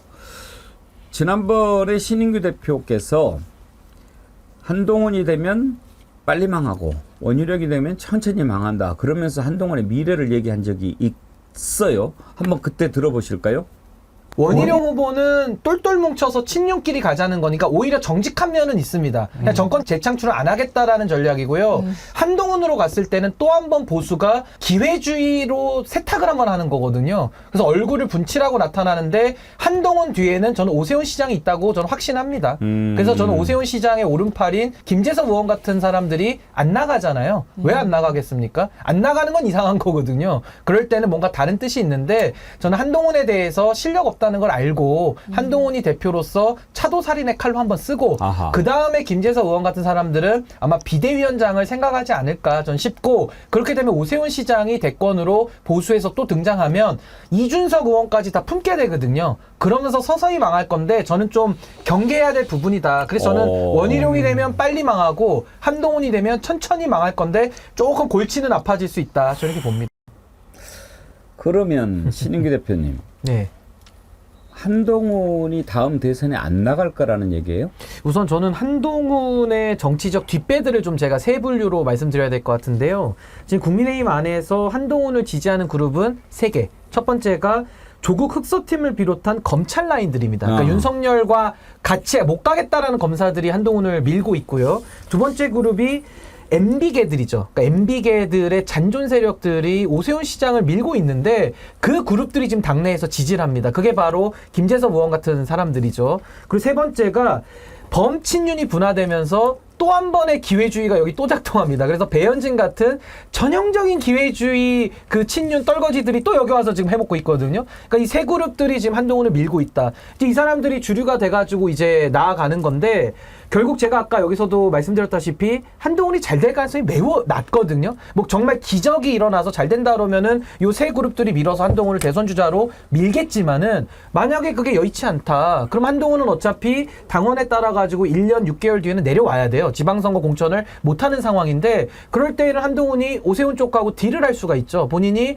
준비도 덜 됐고 뭐 1년 해보니까 매우 어렵다. 그럼 자기는 그냥 서울시장 가보겠다라고 하면서 오세훈의 후계자 자리를 한동훈이 노릴 수가 있고요. 오세훈 시장 입장에서도 나쁘진 않습니다. 왜냐하면 당은 그래도 당은 장악했고 민심과 멀어졌을 거기 때문에 본인이 대권 주자만 된다 그러면 서울시장으로서 수도권에 대한 확장성을 가지고 충분히 극복해낼 수 있다. 이런 의도를 가지고 마치 당권을 이제 공유하면서 오세훈 시장의 대권 가도에 좀 더 지름길을 놓아주는 전 이런 식의 시나리오도 한 번은 좀 생각해 볼 여지가 있다. 전 그렇게 생각합니다. 오세훈 대통령, 한동훈 서울시장 이렇게 그래서 당권은 비워주는 거죠. 1년 6개월이 아니고요. 대선부터 1년 6개월 전에 대표직을 사퇴해야 되니까 실질적으로 내년 9월에 내려와야 돼요. 대선을 나가려면. 근데 이제 그 전에 그러면은 당원 당규를 바꿀 것이냐, 그럴 힘은 있느냐, 이제 이런 문제가 있는 것이고, 만약에 지방선거를 나간다면 아마 나경원 후보랑 또 이제 한번 붙게 되겠죠. 나경원 후보 이제 서울시장의 뜻이 있으니까. 그런데 지금 보면은 그 아까 말씀하신 세 부류 뒷배 중에서 오세훈 시장계의 그 측근들이 다 지금 한동훈 후보를 지원을 했더라고요. 과거에 정무부시장 뭐 이런 사람들 포함해서. 그래서 보니까 당내에 당직을 가지고 있는 사람들 중에서도 얘기를 해보니까 속내는 대부분 한동훈을 많이 지원을 하고 있었더라고요. 대놓고 얘기하면 선관위에서 경고받으니까 말은 못하고. 그래서 대권의 뜻을 가지고 있고 만약에 룰을 바꾸지 못한다면 내년 9월까지인데 그 사이에 한동훈이 어떤 실력 발휘를 해서 당이 앞으로 국민들이 다시 인정받고 비전을 가질 수 있을 것인지, 뭐 한두 차례의 재보궐 선거 가지고 과연 그런 모습을 보일 수 있을 것인지, 특검법 이런 것들이 다 이제 좌우하게 되겠죠. 그러니까 이게요, 이번에 김재섭 의원 같은 사람이 도봉에서 당선이 되면서 상당히 화제를 끌었거든요. 근데 전당대회가 열리는데 최고위원조차 출마하지 않는다. 이게 뭘 의미하는지를 잘 보셔야 됩니다. 그러니까 이 지도부에 대해서는 이미 당내에서 진단을 내린 거예요. 이거 잘 될 수가 없는 지도부다. 그러니까 안 들어가는 거거든요. 근데 아까 제가 말씀드린 대로 한동훈이 만약에 플랜 B를 선택하면서 오 시장 쪽하고 뭔가 모종의 서로 정치적인 노선을 같이 간다고 한다면은 오세훈 대권론에는 한동훈과 같은 신검찰 라인도 품고, 그리고 더 나아가서는 2021년도에 오세훈 시장이 재보궐선거에서 이준석 당시 당시에는 뭐 직책이 뭐였는지 모르지만 하여튼 이준석 의원의 도움을 많이 받았거든요. 그러니까 그런 모델을 다시 한번 대선을 앞두고서는 그려볼 수 있다. 그러면 범보수의 통합을 또 이루는 겁니다. 그러니까 저는 이런 부분들은 좀 민주당에서 자세히 들여다보고 좀 미리미리 경계를 좀 해야지, 이런 부분에 대해서도 조금 생각을 안 한다면 나중에 가서는 크게 이게 좀 발목을 잡을 수가 있다. 그러니까 전 그런 생각을 좀 해봅니다. 예. 한동훈 체제로 이제 국민의힘이 짜여졌는데 앞으로 용산과의 관계, 그리고 또 뭐 민주당과의 관계는 뭐 전혀 기대하지도 않고요. 그 내부의 역학관계는 어떻게 될지 이런 것들 살펴봤습니다. 근데 제가 하나만 마지막으로 재밌는 얘기 하나만 더 네. 해드리면, 제가 이 국민의힘의 기회주의 그럼 제가 알레르기 반응이 오거든요. 예. 근데 이번에도 또 비슷한 장면을 볼 수 있는 게, 배현진 의원이 윤석열에게 있다가 한동훈한테 옮겨온 1호 인사라면은, 예를 들면 김근식 위원장 같은 분도 한동훈한테 지금 붙어 있어요. 근데 참 재밌는 거는 배현진, 김근식 이분은 이제 송파에서 같이 그렇죠. 정치를 하기 때문에 예. 거의 앙숙 같은 사이거든요. 예. 근데 이런 앙숙 같은 관계도 한동훈을 놓고서는 또 같은 사람을 지지하면서 권력을 또 회복했다라는 이 모습 자체가, 저는 보수의 이 기회주의 뿌리, 정말 이익을 준다 그러면은 나라까지도 아마 팔았을 것 같은 이 모습들이 저는 보수의 가장 큰 문제점 아닌가라는 생각을 좀 해봅니다. 네. 배현진 의원은 대선 때는 홍준표였잖아요, 또. 아이고, 배현진 얘기하지 마세요. 토 나와요. 홍준표, 윤석열, 한동훈. 그 다음 스텝이 궁금해요. 근데 한동훈을 중심으로 그 앙숙들도 화해를 하더라고요. 그러니까 이게 참 신기한 모습입니다. 제가 볼 때는. 재미없는 말씀을 드리면 이제 오세훈 시나리오를 말씀드리는데, 이제 대부분 이제 오세훈 측에 있는 사람들이 지금 계속 뿜어내고 있는 시나리오 중에 하나예요. 이 부분 자체가. 그러니까 오세훈이라는 인물이 대권으로 갈 수 있는 구멍 자체가 많지 않은 상황이에요. 실제적으로. 그러니까 지금 뭐 윤석열 대통령이 오세훈을 좋아한다고 볼 수 없는 상황이고, 한동훈도 마찬가지입니다만, 지금부터 예를 들면 한동훈이 서울시장으로 가겠다는 얘기를 들으면 한동훈은 아무런 힘이 없는 인물이 될 수밖에 없는 상황이거든요.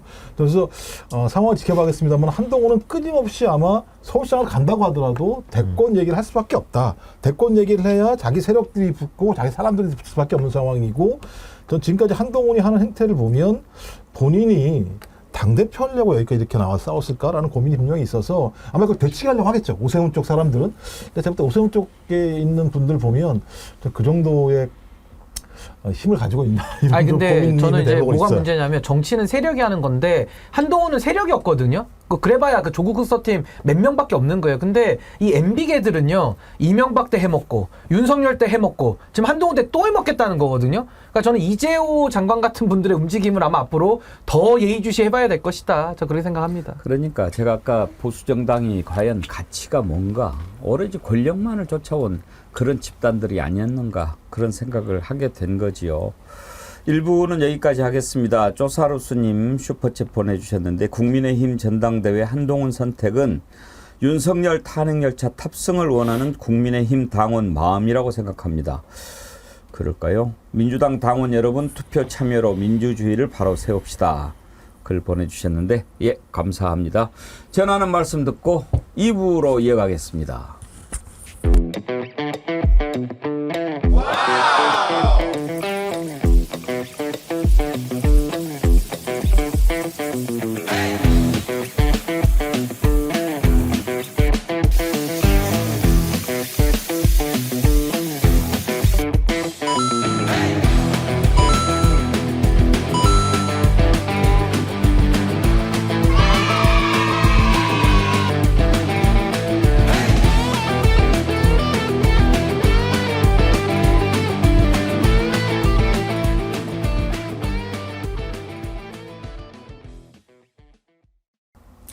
신인규 대표가 좋아하고 여러분이 좋아하시는 정어리몰 언양 불고기. 지난주까지 4차 사전 예약 받았는데요. 벌써 1차부터 4차까지 준비한 예약 물량 다 완판됐다고 합니다. 오늘부터 이제 5차 사전 예약에 들어간다고 합니다. 매번 주문하시는 수량이 생산 수량을 넘어서니까 이렇게 사전 예약으로 주문을 받는 겁니다. 언양 불고기 참 맛있긴 하지요. 이번 5차는 8월 1일까지 사전 예약으로 주문 받고요. 8월 2일부터 순차적으로 배송이 시작된다고 하니까요. 드셔보시고 맛있어서 재구매율이 굉장히 높은 것 같아요. 이렇게 쟁여놓고 드시는 것 같은데 좋은 방법입니다. 여름철에 입맛 나실 수 있으니까 이번에도 사전 예약하셔가지고 맛있게 드시길 바라고요. 또 지금 가성비가 아주 좋은 족발 1+1+1 세트 이게 막국수도 함께 들어 있어 가지고 족발 드시고 막국수도 드시고 뭐 그렇게 한데 무료 배송까지 해서 가격이 아주 저렴해서 정어리몰을 통해서 여러분 건강 잘 챙기시고 슬기로운 소비 생활 잘 해 나가시길 바라겠습니다. 감사드리고요. 그리고 어제 청해님께서 슈퍼챗까지 보내시면서 그 정어리몰 상품 약간 컴플레인 하셨는데 제가 정어리몰에 잘 전했습니다. 충분히 만족하실 만큼 대응을 하기로 했으니까요. 그렇게 이해해 주시기 바랍니다. 그런 컴플레인 할 때 슈퍼챗 안 쏘셔도 됩니다. 잘 전달하도록 하겠습니다. 2부에서는 정말 부끄러운 검찰의 역사지요. 지금 검찰이 도대체 어떻게 가려고 그러는지 모르겠습니다. 이원석 검찰총장이 사람이 좀 이상해요.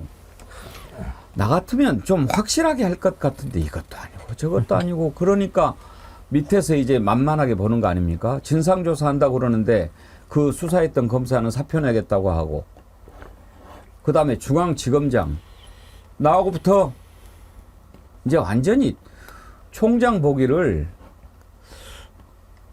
근데 신은규 대표님 네. 이 정도면은 검찰총장 쪽팔려서라도 그만둬야 되는 거 아니에요?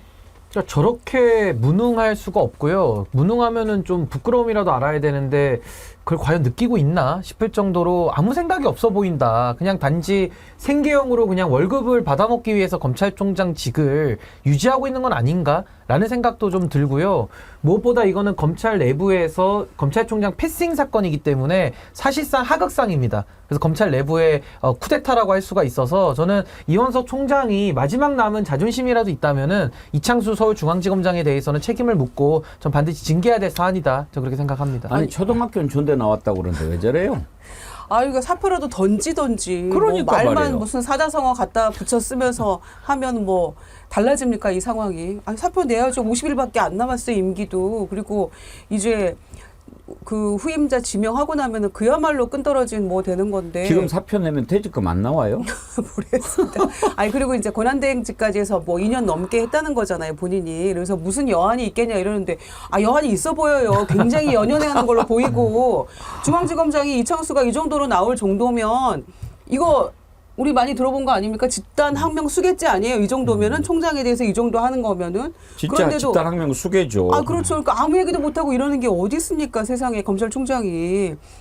아니 그러면 사표라도 던지면서 할 말 하고 끝내던지 무슨 이것도 아니고 저것도 아닌 일을 하면서 아 그리고 본인은 이 명품백 사건 터졌을 때. 작년 11월에 이거 동영상이 다 공개가 됐는데 올해 5월에서 총선 참패하고 나서야 본인 무슨 수사를 5월 말까지 끝내겠다. 수사팀 꾸리겠다. 이렇게 했던 사람이잖아요. 그래 놓고는 갑자기 5월 달에 수사 지휘라인들 싹 다 인사하고 나니까 이제 그때도 무슨 7초간 침묵. 인사는 인사고 수사는 수사. 그 결과가 이거예요. 그런데도 사표도 못 던지고 있잖아요. 아니 저는요 아, 네. 이원석 총장님 그냥 빨리 책 한 권 쓰시면 좋을 것 같아요. 멘트는 좋아요.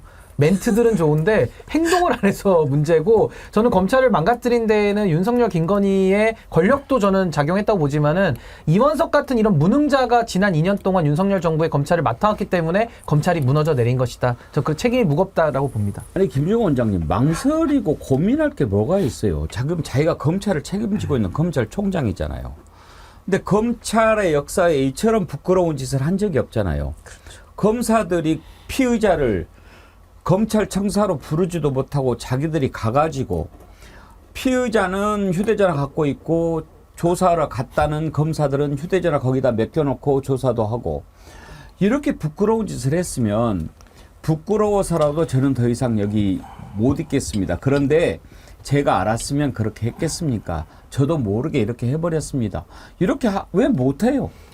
뭐 제가 일단 공식적으로 저랑 동갑이더라고요. 이원석 검찰총장이. 근데 그렇게 제가 부끄러운 대신해서 짓을 사과를 드리겠습니다.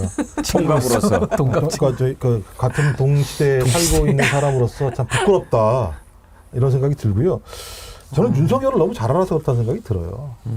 윤석열이란 사람이 어떤 사람이 정확히 알기 때문에 그 아래에서 어떤 역할을 하는지 본인의 포지셔닝이 정확히 알고 있는 거죠. 그나마 살짝 자기가 검찰총장이기 때문에 내 것이라도 남겨놓으려고 이걸 살짝 얘기했던 것 같긴 해요. 근데 본인이 몰랐을까?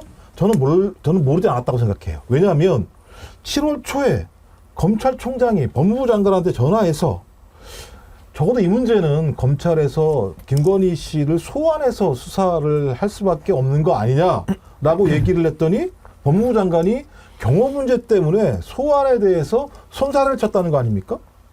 그럼 어떤 형태로든지 소환을 못할 수 있다라고 하는 것을 본인이 알았을 거잖아요. 전 그렇다면 검찰총장이 아예 몰랐다? 전 이것도 제가 볼 때는 이해할 수 없는 대목이고요. 또 하나는 서울지검장, 저는 이창수 이 사람이 얼마나 간땡이가 부은지 모르겠습니다만 총장은 가치를 지키고 비난은 자신이 받겠다. 그래서 늦게 보고했다. 이렇게 얘기를 했다는 거예요. 이 정도면 제가 볼 때는 이창수가 검찰총장이에요. 그거 시켜주지 않겠어요? 그러니까 비난을 받을 걸 알면서 한단 말이에요? 공무원이? 그러려고 이렇게 한 거죠. 그러니까 상식적으로 말이 안 되는 거죠. 그러니까 이건 저는 1월 달부터 기획돼서 7월에 완성된 시나리오라고 보는 거예요. 1월 달에 송경수 서울지검장이 난리를 쳤잖아요. 내부에서 검찰 이러면 죽습니다. 쪽팔려서 안 됩니다. 미리 알았다고 하기에는 이제 저는 아예 보고 안 했을 거라고 생각해요. 왜냐하면 한번 보십시오, 김주호 원장님. 네. 미리 알았을 거라고 생각하는 것도 저는 일리가 있다고 생각하는데 한번 보세요. 언지를 줬을 거예요. 야, 너는 이 다음에 총장이야. 이번에 마음대로 해. 그 뭐 한 달, 두 달이면은 물러날 놈 뭐 신경 쓰냐? 이랬을 거예요. 그러니까 이제 진상조사. 무슨 진상조사? 너는 한 달 있으면 물러났고 내가 그 자리에 가 있을 건데. 이런 생각하고 있으니까 이렇게 나오는 거 아니겠어요? 근데 얼마나 능력이 없는 거냐면 말씀하신 것처럼 저는 알고 저겠다는 그건 확인할 수가 없는 건데 일단 법무부 장관한테 그런 얘기를 들었잖아요. 그래놓고 18일 날 뭐라고 얘기하느냐? 비공개적으로라도 검찰청장에 불러서 수사해야 한다라고 얘기를 해요. 그러다 바로 이틀 만에 전격적으로 벌어진 건데 그 다음 날 전화가 왔다는 거잖아요. 김건희 씨 그 변호인한테.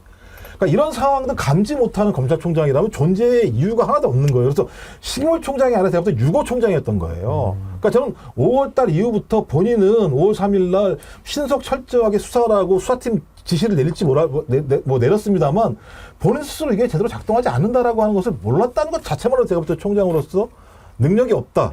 감이 아니라고 보는 그리고 거예요. 저는 이게 이제 참 권력의 무상함을 많이 볼 수밖에 없는 게 그래도 일국의 검찰총장 아닙니까? 이원석 총장이 아무리 무능해도. 근데 검찰총장도 저렇게 이제 자기 임기가 다하고 힘이 빠지니까 서울중앙지검장한테도 이게 치받음을 당하잖아요. 요 모습이 누구의 모습의 예고편이냐? 요게 이제 윤석열 대통령의 예고편인 거예요. 그렇죠. 임기가 떨어져 가고 이제 기한이 줄고 있기 때문에 이제 한동훈한테 치받음을 또 오늘 만찬 때부터 받을 겁니다. 그래서 아마 이원석의 모습은 윤석열의 예고편이다. 근데 이제 둘의 차이점은 이원석 총장은 성격이 좀 순하신 것 같고 윤석열 대통령은 이제 쾅쾅쾅쾅 경로하면서 가만히 죽진 않겠죠. 그 차이는 있을 것 같습니다. 근데 윤석열은 술을 많이 마셔서 그런지 기억력도 좀 없는 것 같아요. 나는 지금도 기억하는데 5년짜리가 뭐가 그리 대단하다고 그런 얘기 하지 않았어요? 근데 그 말을 해놓고 본인이 잊어버리는 거 같아요. 명언 되게 많이 했어요. 예, 다 잊어버려서 이런 문제지. 지금 총장이나 그 서울중앙지검장과의 이런 상황이나 이런 걸 놓고 대통령실에서는 이건 검찰 내부의 문제다. 오불관원 이렇게 얘기를 해놓고는 또 이원석 총장이 그런 출장 조사에 대해서 대국민 사과하니까 총장이 정치하냐? 막 이랬거든요. 그러면은 총장하다가 정치에서 대통령 하고 있는 사람이 그런 말 할 계제는 아니잖아요. 그러니까 제가 보기에는 이게 윤석열 대통령의 어떤 의미에서는 사람을 대하는 인간에 대한 태도라고 생각해요. 이원석, 한동훈 둘 다 다섯 손가락 안에 꼽히는 자기 측근들이었잖아요. 그런데 사랑이 너무 넘쳐서 부인에 대한 다 측근들 이렇게 수족들 다 잘라내고 새로운 사람들 승진시켜서 하지만은 결국에는 본인이 배신당한다는 것은 생각 못하는 것 같아요. 예. 빛고울 광주님께서요. 호적 파가라고 그래요. 동산초교 존심 상해요. 김유정 의원님. 그러니까요. 이번에 검찰이 소환 조사는 했어야죠. 비공개까지는 뭐 어쩔 수 없다고 이해는 할 수 있습니다. 그리고 이원석 총장도 그동안에 일관되게 얘기했던 것이 비공개 소환 조사였어요. 아니 뭐 공개 안 하고 뭐 조사 받고 갔다 그런 정도까지는 이해가 되는데 아니 세상에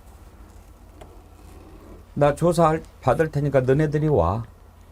그리고 여기다 전화기 맡겨. 이런 조사가 어디 있습니까? 그렇게 조사하면 본인이 올라가나요? 국민들이 그 조사를 믿겠습니까? 그리고 김건희 내외를 어떻게 보겠습니까? 그렇게밖에 안 되는 인간입니까?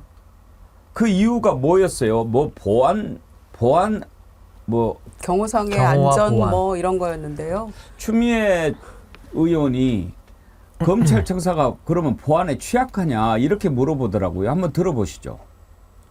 수사검사가 검찰총장을 패싱하고 예. 안가에 그 신분증을 내고 기어 들어간 것이 무슨 수사팀의 수사 의지가 있는 겁니까? 이미 수사 의지 대신에 예.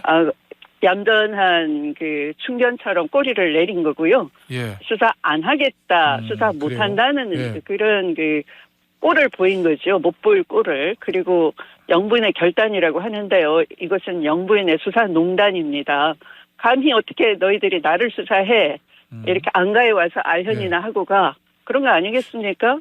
경호 대상을 그분들은 왜 불렀습니까? 그리고 검찰청사가 보안에 취약한 시설인가요?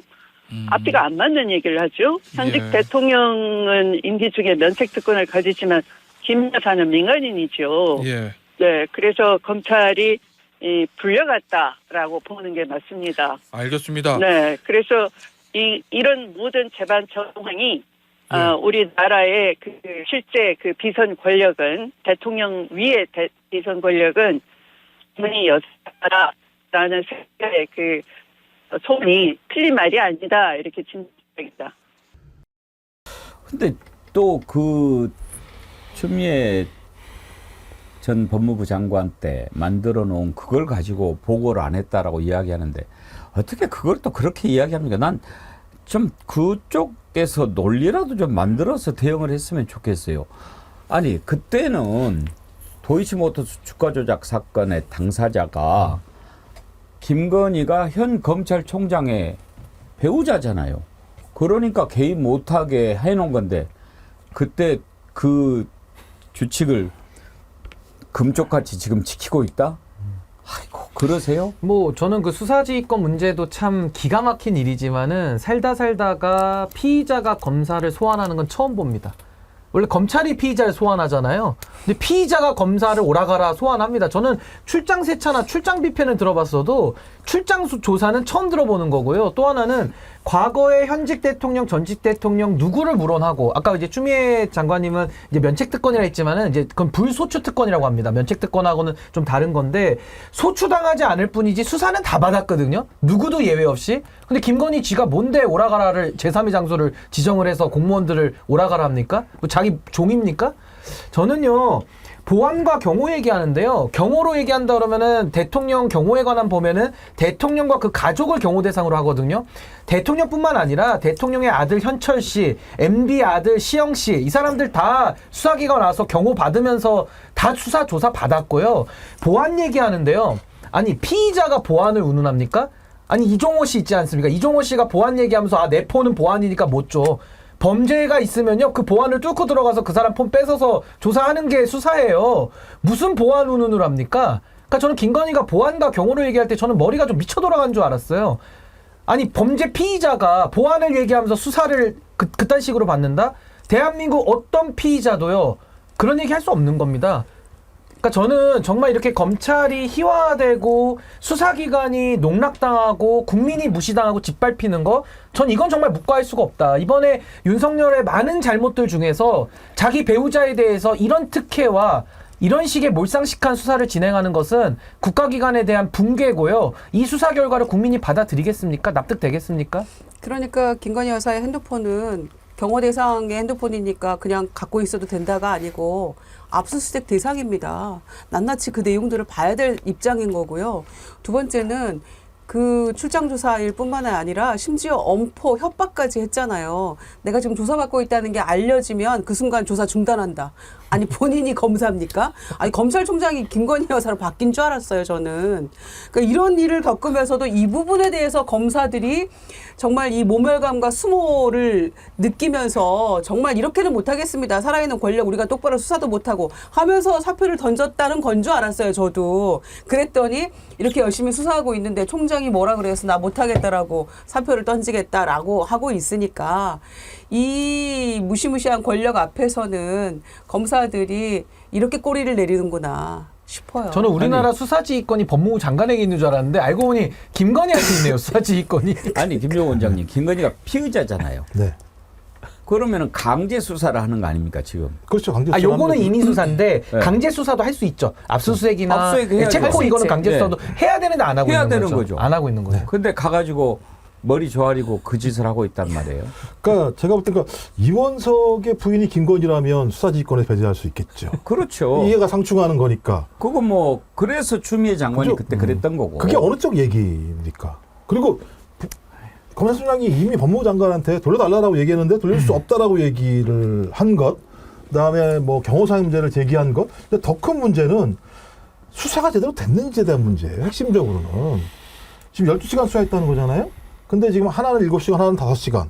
근데 그 7시간 조사 중에 1시간 30분 샌드위치 먹었고, 진술조서 확인하는데 시간 걸릴 거고, 그럼 제가 볼 때 한 건당 한 3시간 정도 내지 4시간 정도를 조사를 했다는 건데, 뭐 김건희 씨의 하는 행태를 보게 되면 수사를 빠르게 진행하지도 못했을 거라는 생각이 들거든요. 근데 이 도이치모터스 사건 같은 경우 1심에서 6명이 유죄 판결을 받는 사건입니다. 그 다음에 102개 의심이 가는 계좌 중에서 제가 알기로는 48개인가가 김건희 씨 계좌예요. 이거 하나하나 파악하는데 3시간으로 되겠습니까? 갑자기 면피용 수사를 했다는 거예요. 그러니까 제3의 장소에서 아련을 하면서 소위 면피용 수사를 통해서 알리바이를 다 만들어준 거예요. 그렇죠. 그리고 검찰총장 작살내고 바보 만들어 놓고 그다음에 대통령실 마음대로 요리하고 빨리 신속하게 처리해서 퉁치고 넘어가자라는 방식이거든요. 저는 이 순간 바로 대한민국에서 특수계급이 창설된 거다. 반헌법 행위가 벌어진 거다. 그래서 이건 제가 볼 땐 두 가지밖에 길이 없습니다. 특검과 탄핵 외에는 예. 달리 할 수 있는 방법이 없는 거예요. 없어요. 탄핵을 하고 싶어서 특검을 하고 싶어서가 아니라 이것이 아니면 이렇게 중대한 범죄 혐의가 있는 부분들을 수사도 할 수 없고 거기에 대해서 의율하고 집행할 수도 없기 때문에 제기하는 거예요. 그러니까 누가 만들었냐? 자기들이 만든 거예요. 자기들이 기획해서. 이게요. 황운하 조국혁신당의 대표가 이건 국가가 한 사람 앞에 머리를 조아린 거다라고 얘기를 하던데 제가 공감이 갔어요. 한번 들어보시죠. 요청인지 명령인지 검사가 휴대폰을 제출하고 조사하는 건 참 듣도 보도 못한 난생 처음 있는 일입니다. 엘리베이터가 고장난 고층집에서 배달을 시키면서 음식이 맛없으면 돌려보내겠다고 주문한 꼴입니다. 배달 조건도 황당하지만 갑질 주문을 황송하게 받아들인 배달의 검찰이 더 황당합니다. 국가가 한 사람 앞에서 머리를 조아렸습니다. 검찰의 치욕이 아니라 법치주의 국가 대한민국의 치욕입니다. 김건희 씨에게 을지를 마다하지 않고 배달 조사한 중앙지검장과 수사검사들은 당장 파면되어야 합니다. 해당 검사들은 한 개인 앞에 국가를 무릎 꿇게 했습니다. 파면과 함께 형사처벌도 받아야 할 것입니다. 보수형님 TV께서 슈퍼챗 10,000원을 보내시면서 영부인이 검사를 조사했다에 10,000원 겁니다 그러셨더니 조사루스님이 20,000원을 하시면서 검사 영부인 조사 안 했다에 20,000원 겁니다. 아니 근데 법 앞에 만인이 평등하니까요. 앞으로도 누가 뇌물죄로 혹시 수사받는 분 계시면은 검찰이 전화하면 얘기하세요. 제3의 장소에서 모초에서 만나자고. 기록 싸들고 다 오라고 하십시오. 이제 앞으로 김건희 케이스 때문에 요거를 기준으로 법 앞에 만인이 평등해질 것이다. 아주 우스꽝스러운 상황이죠 지금. 그 집 앞에 여기 카페로 오세요. 그럼 되겠네 이제 앞으로. 그래도 할 말 없는 거 아니에요? 저 핸드폰 놓고 오세요. 아 오면 핸드폰도 빼으세요. 검사 것도 뺏고 자기네 핸드폰 갖고 와요. 핸드폰 그다음에 내세요. 뭐 하는 겁니까, 제가 이게? 건강이 안 좋으니까 저한테 집요하게 묻지 마세요. 저 그럼 중간에 나갑니다. 뭐 이런 거잖아요, 결론적으로. 웃기는 짬뽕이 그래서 저는 아까 탄핵 나와서 제가 한 말씀만 이거 중요해서 꼭 드리고 싶은데 전 지난번 박근혜 최순실 사건으로 탄핵이 박근혜 대통령 됐잖아요. 전 그거는 미완의 탄핵이었다고 저는 봅니다. 그러니까 쉽게 말해서 검찰의 힘을 빌려서 탄핵을 했던 거거든요. 그래서 검찰이 권력이 돼버린 윤석열을 만들어버린 그 기초를 제공했다. 그럼 저는 이번에 이 검찰권을 무너뜨리려면 어떻게 해야 되느냐. 검찰의 힘을 빌린다. 저는 그건 꿈도 안 꿔야 된다고 생각이 들고 이번에야말로 완성의 탄핵. 그러니까 전 국민의 여론과 민심의 불같은 분노로 전 이 정권을 탄핵시키고 끌어내려야 된다. 그러니까 저는 이번에 검찰의 힘 빌릴 생각도 이제는 머리에서 지우고요. 조금 더디고 힘들더라도 국민들이 고생해서 저는 스스로 쟁취해내야 될 것이다. 저 그런 생각이 좀 듭니다. 근데요, 이 집단 한번 보십시오. 지금 이 조사가 제대로 된 조사라고 생각하는 국민이 한 명이라도 있습니까? 그렇게 생각한다면 저는 그 사람은 정상 아니라고 생각합니다. 그런데 그 정상 아닌 사람들이 모여 있는 데가 지금 국민의힘이라니까요. 오늘 법사위 열렸는데요. 법사위 열리고 또 과방위 이준석 방통위 청문회 열리고 막 이런 데도 오늘 10,000명 넘게 함께 해주셔서 여러분들 진심으로 제가 감사드리는데 그 법사위에서 국민의힘 주진우 의원이라고 있잖아요. 완전히 윤석열 맨 뭐라고 얘기했는지 아십니까? 그 조사가 얼마나 강도 높은 조사인 줄 아냐? 그랬대요. 말이 됩니까? 안 믿어지시죠? 들려드릴게요. 대면 조사에 응한 것은 서면 조사와 대면 조사는 본질적으로 굉장히 차이가 많이 납니다. 서면 조사의 경우에는 질문이 서면 형태로 오기 때문에 답변도 그 질문 내용을 보고 할 수 있는 것이고, 대면 조사는 말 그대로 그 신문이 실시간으로 이루어지기 때문에 굉장히 강도 높은 조사 방법입니다. 그래서 지금 헌정사상 처음으로 영부인이 대면 조사에 응했다는 부분이 있고요. 그걸 지금 자꾸 황제 조사라고 하시는데 그 장소 자체가 무슨 시설이 좋다든지 그런 것이 아닙니다. 중앙지검 뭐 아시다시피 중앙지검으로 들어갈 수 있는 통로가 한두 군데밖에 되지 않고 또 경호원들이 대동하기 때문에 중앙지검에 들어갔을 때 당연히 그 보안 유지가 어렵게 됩니다. 그래서 보안 유지가 어렵고 조사 중간에라도 보안이 세게 되면 그 경호 문제를 어떻게 할 수 있겠습니까? 저건 머리가 없는 거예요? 양심이 없는 거예요? 둘 다 없는 거예요. 사람이 아닌 것 같아요. 아니 그러면 와, 김건희 진짜. 피의자가 주가 조작과 명품의 피의자가 명품백 뇌물수수 혐의에 수사 당해주시니까 우리가 그럼 다 고마워해야 되는 겁니까? 저게 사람이에요? 저는 저분이 이제 검사 출신이고 이제 윤석열 딸랑이 출신인데 전 정말 이제는 더 이상 사람 취급을 하기가 싫다. 예, 말 듣고 있는데 너무 고통스럽네요, 정말. 그 어려운 대면 조사를 영부인이 결단해 아이, 주셔가지고 재밌어요. 이렇게 했는데 너네 무슨 소리야 지금 한마디로 그건데 그러면 저기 그 검사 받은 날짜가 언제예요? 21일 날이요. 토요일 날. 21일을 국경일로 정합시다. 여사님이 결단을 내리신 날인데 우리가 어떻게 그냥 지나갈 수 있겠어요? 그 위대한 결단을 내리신 그렇죠. 날을. 그 샌드위치를 기록물에다 보관을 해야죠. 예. 제가 볼 때는. 그 드셨다는 거. 그 쌌다는 봉지도 전시하고. 근데 저런 얘기를 어떻게 국정감사장이나 저기 그러니까 지금 국회에서. 국회에서 어떻게 할수 상임위에서 있죠?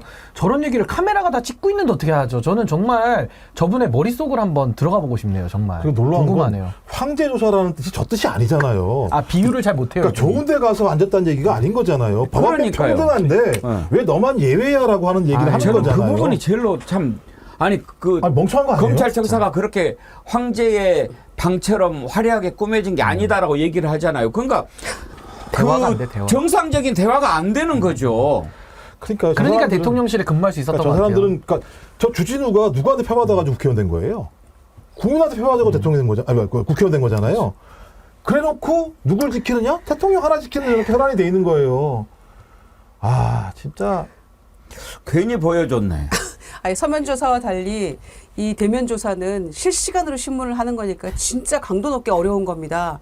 지금 이거잖아요. 그런데 무슨 준비를 얼마나 했습니까? 핸드폰 다 제출하고 원래 검사들이 그 실제로 신문하고 할 때 중요한 대목이나 그런 부분들은 위에 그 직소상관하고 상의도 해가면서 한다는 거 아닙니까? 그런데 통할 전화도 없기 때문에 무슨 수사를 어떤 방식으로 얼마나 강도 높게 제대로 했을지 아무도 모르는 거 아닙니까? 했는지 안 했는지 저는요 이 장면이 너무 불쾌한 게요. 주진우도 검사거든요. 지도 얼마나 많은 사람 소환해가지고 조사했겠습니까? 구속 수사도 하고 여러 개 했을 텐데 당신이 했던 그 수사 당했던 국민들한테 안 미안합니까? 그런 발언하면은 어떻게 김건희라는 저 권력의 특혜를 받고 있는 저 사람을 두둔하기 위해 가지고 어떻게 저렇게 공개적인 장소에서 이게 강도 높은 수사다? 그럼 구속 수사 당하는 사람들은 뭡니까? 본인이 다 옛날에 잡아들여서 했을 거거든요. 전 정말 좀 어느 정도 우리가 그래도 좀 국회의원이고 하면은 국민들의 표를 받아서 당선이 됐고 기본의 상식은 지켜야 되는데 이거 완전히 선 넘은 발언이고 아 정말 보시는 국민들이 너무 참담하실 것 같아요. 근데 윤석열 정말, 부류가 네. 끼리끼리입니다. 딱 저 부류 수준이에요. 딱 어떻게 끼리끼리예요. 저런 자가 대한민국 검사를 했고 국회의원을 하고 있죠. 아니요. 김건희 씨는요, 그냥 일개 외톨이 사인이에요. 그러니까 대통령이라는 권한을 가지고 있는 대통령 그냥 부인일 뿐이에요. 대통령 부인 하나를 살리기 위해서 저짓거리를 하고 있는 검찰의 행태에 대해서 소위 검찰 출신으로도 비판하지 못할 망정 저걸 옹호하려고 말도 안 되는 논리를 동원해서 저런 논리를 가지고 범죄인들 조사했으면 범죄인들 누가 걸리겠습니까? 하나도 안 걸려요. 저런 논리를 가지고 했었으면. 자기들이 수사 잘못해가지고요. 어떤 사람들은 수사받고 나가서 본인 스스로 극단적 선택을 하는 상황들이 벌어집니다. 이게 무슨 강도 있는 수사입니까? 말도 안 되는 소리지. 여기까지 합시다. 나 진짜 오늘 마지막에 아주 기분이 많이 나빠졌어요. 이향님, 한 사람의 목숨을 기계 부속에 비유했던 사람입니다. 그러네요. 에라이. 정말. 보수형님 TV께서 주진우 이름으로 삼행시 지어주셨는데 주둥이, 진짜, 우병우네. 우병우도 저렇게까지는 안 했어요. 정말. 그때만 해도 잘못하고 막 그랬지만 어느 정도 상식선에서는 얘기하려고 했거든요. 박근혜 때. 양심은 있었죠. 그때 양심은 양심을 있었죠. 가지고 잘못한 걸 좀 우기기도 했지만 양심은 있었는데 이 인간들은 양심이 없어요. 양심도 지금 제가 볼 때는. 없어요. 양심도 없어요. 양심이 없어요. 기본도 없어요. 나 이런 사람 살다 처음 봐요, 네. 그 우병우가 사과하자고 해서 사과했다는 거잖아요. 그래서 사과했더니 이게 더 떨어지더라라는 게 거기서 나온 거예요. 그러니까 그게 우병우는 그 정도 양심이 있었던 거죠. 나 진짜 살다 나 이런 사람들 처음 보네. 제가 주진우가 저를 이렇게 화나게 만들 줄 생각도 못했네요. 와, 근데 주진우는 저 특기인 것 같아요. 계속 지금 말로 계속 사고 치고 있는데 네. 저 이제 다 남겨야죠 영상들을. 일부러 그러는 걸까요? 계속 저러는 것 같아요 저게. 계속 그럴 것 같고 앞으로도. 저렇게 하면 윤석열이 좋아할 거라고 생각하는가? 김건희가 좋아하겠죠. 뭐 문자 하나 받겠죠. 격려 문자 하나. 아유 참. 그 어려운 대면 조사의 결단을 내리시어서 이렇게 된 거죠. 주진우 앞으로 한번 좀 눈여겨보도록 하겠습니다. 여러분 같이 한번 봅시다. 주진우 이름이 몇 명 같은 동명들이 있는데 2인 있는데 그 사람들 피해 안 가게. 예. 자 오늘도 의리를 지켜주시고 함께 봐주신 여러분 감사합니다. 김영일님 슈퍼챗 보내주셨습니다. 존경하는 배공계 선생님, 야무진 신인규 변호사님, 김종욱 성님, 이원석 동창 유정 누나, 신인규 변호사님 나중에 특검에 들어가셔가지고 지대로 걷어부시오. 특검 써주시겠어요? 써주겠어요? 뒤질라고. 정말 정의 구현이 마렵습니다 진짜. 정말 너무 정의에 목말라요. 타는 목마름입니다 진짜. 여러분 광고 나가는 동안에 저희들이 주진우 욕 신나게 했습니다. 대신 좀 마음 푸십시오. 정말 살다 저런 XX 처음 봅니다. 아이고 어떻게 저런 자가 국회의원이라고 앉아있죠. 검내기인데 검내기. 아 정말. 아니 마지막에 그냥 뭐 이렇게 방송하다가 그냥 북한 오물 쓰레기를 입으로 먹어버린 그런 느낌이에요. 저 말을 듣는 순간. 근데 어떻게 저런 자가 공적인 일을 맡을 수가 있죠? 그러니까 국회의원 된 것도 웃기지만은 저런 자를 법률비서관으로 갖다 쓴 윤석열을 전 유유상종이라고 표현하고 싶습니다. 유유상종. 방송 끝나는 대로 나가서 귀부터 씻겠습니다. 오늘 정어리 선크림 받으실 분 의리로 함께해 주신 김은숙님, 아름다움님, 한동훈 머리 없는 윤석열 탁님, 전광명님, 빛고울 광주님 5분 선정했습니다. 아래 주소로 연락처 보내주십시오. 그러면 저희가 정어리 선크림 글램모에서 제공하는 선크림 좋습니다. 보내드리도록 하겠습니다. 그리고 오늘 방송 중에 정기회원 가입해 주신 MJY님, 당당하게님 환영합니다. 감사합니다. 함께 갑시다. 함께해 주신 세 분 패널 김유정 의원님, 김종욱 원장님, 신은기 대표님 세 분 수고하셨습니다. 고맙습니다. 네, 감사합니다. 내일도 여러분 힘차고 건강하고 당당한 모습으로 찾아뵙겠습니다. 11시에 다시 뵙지요. 10시 반부터 하이라이트 나가니까 놀라지 마시고요. 감사합니다.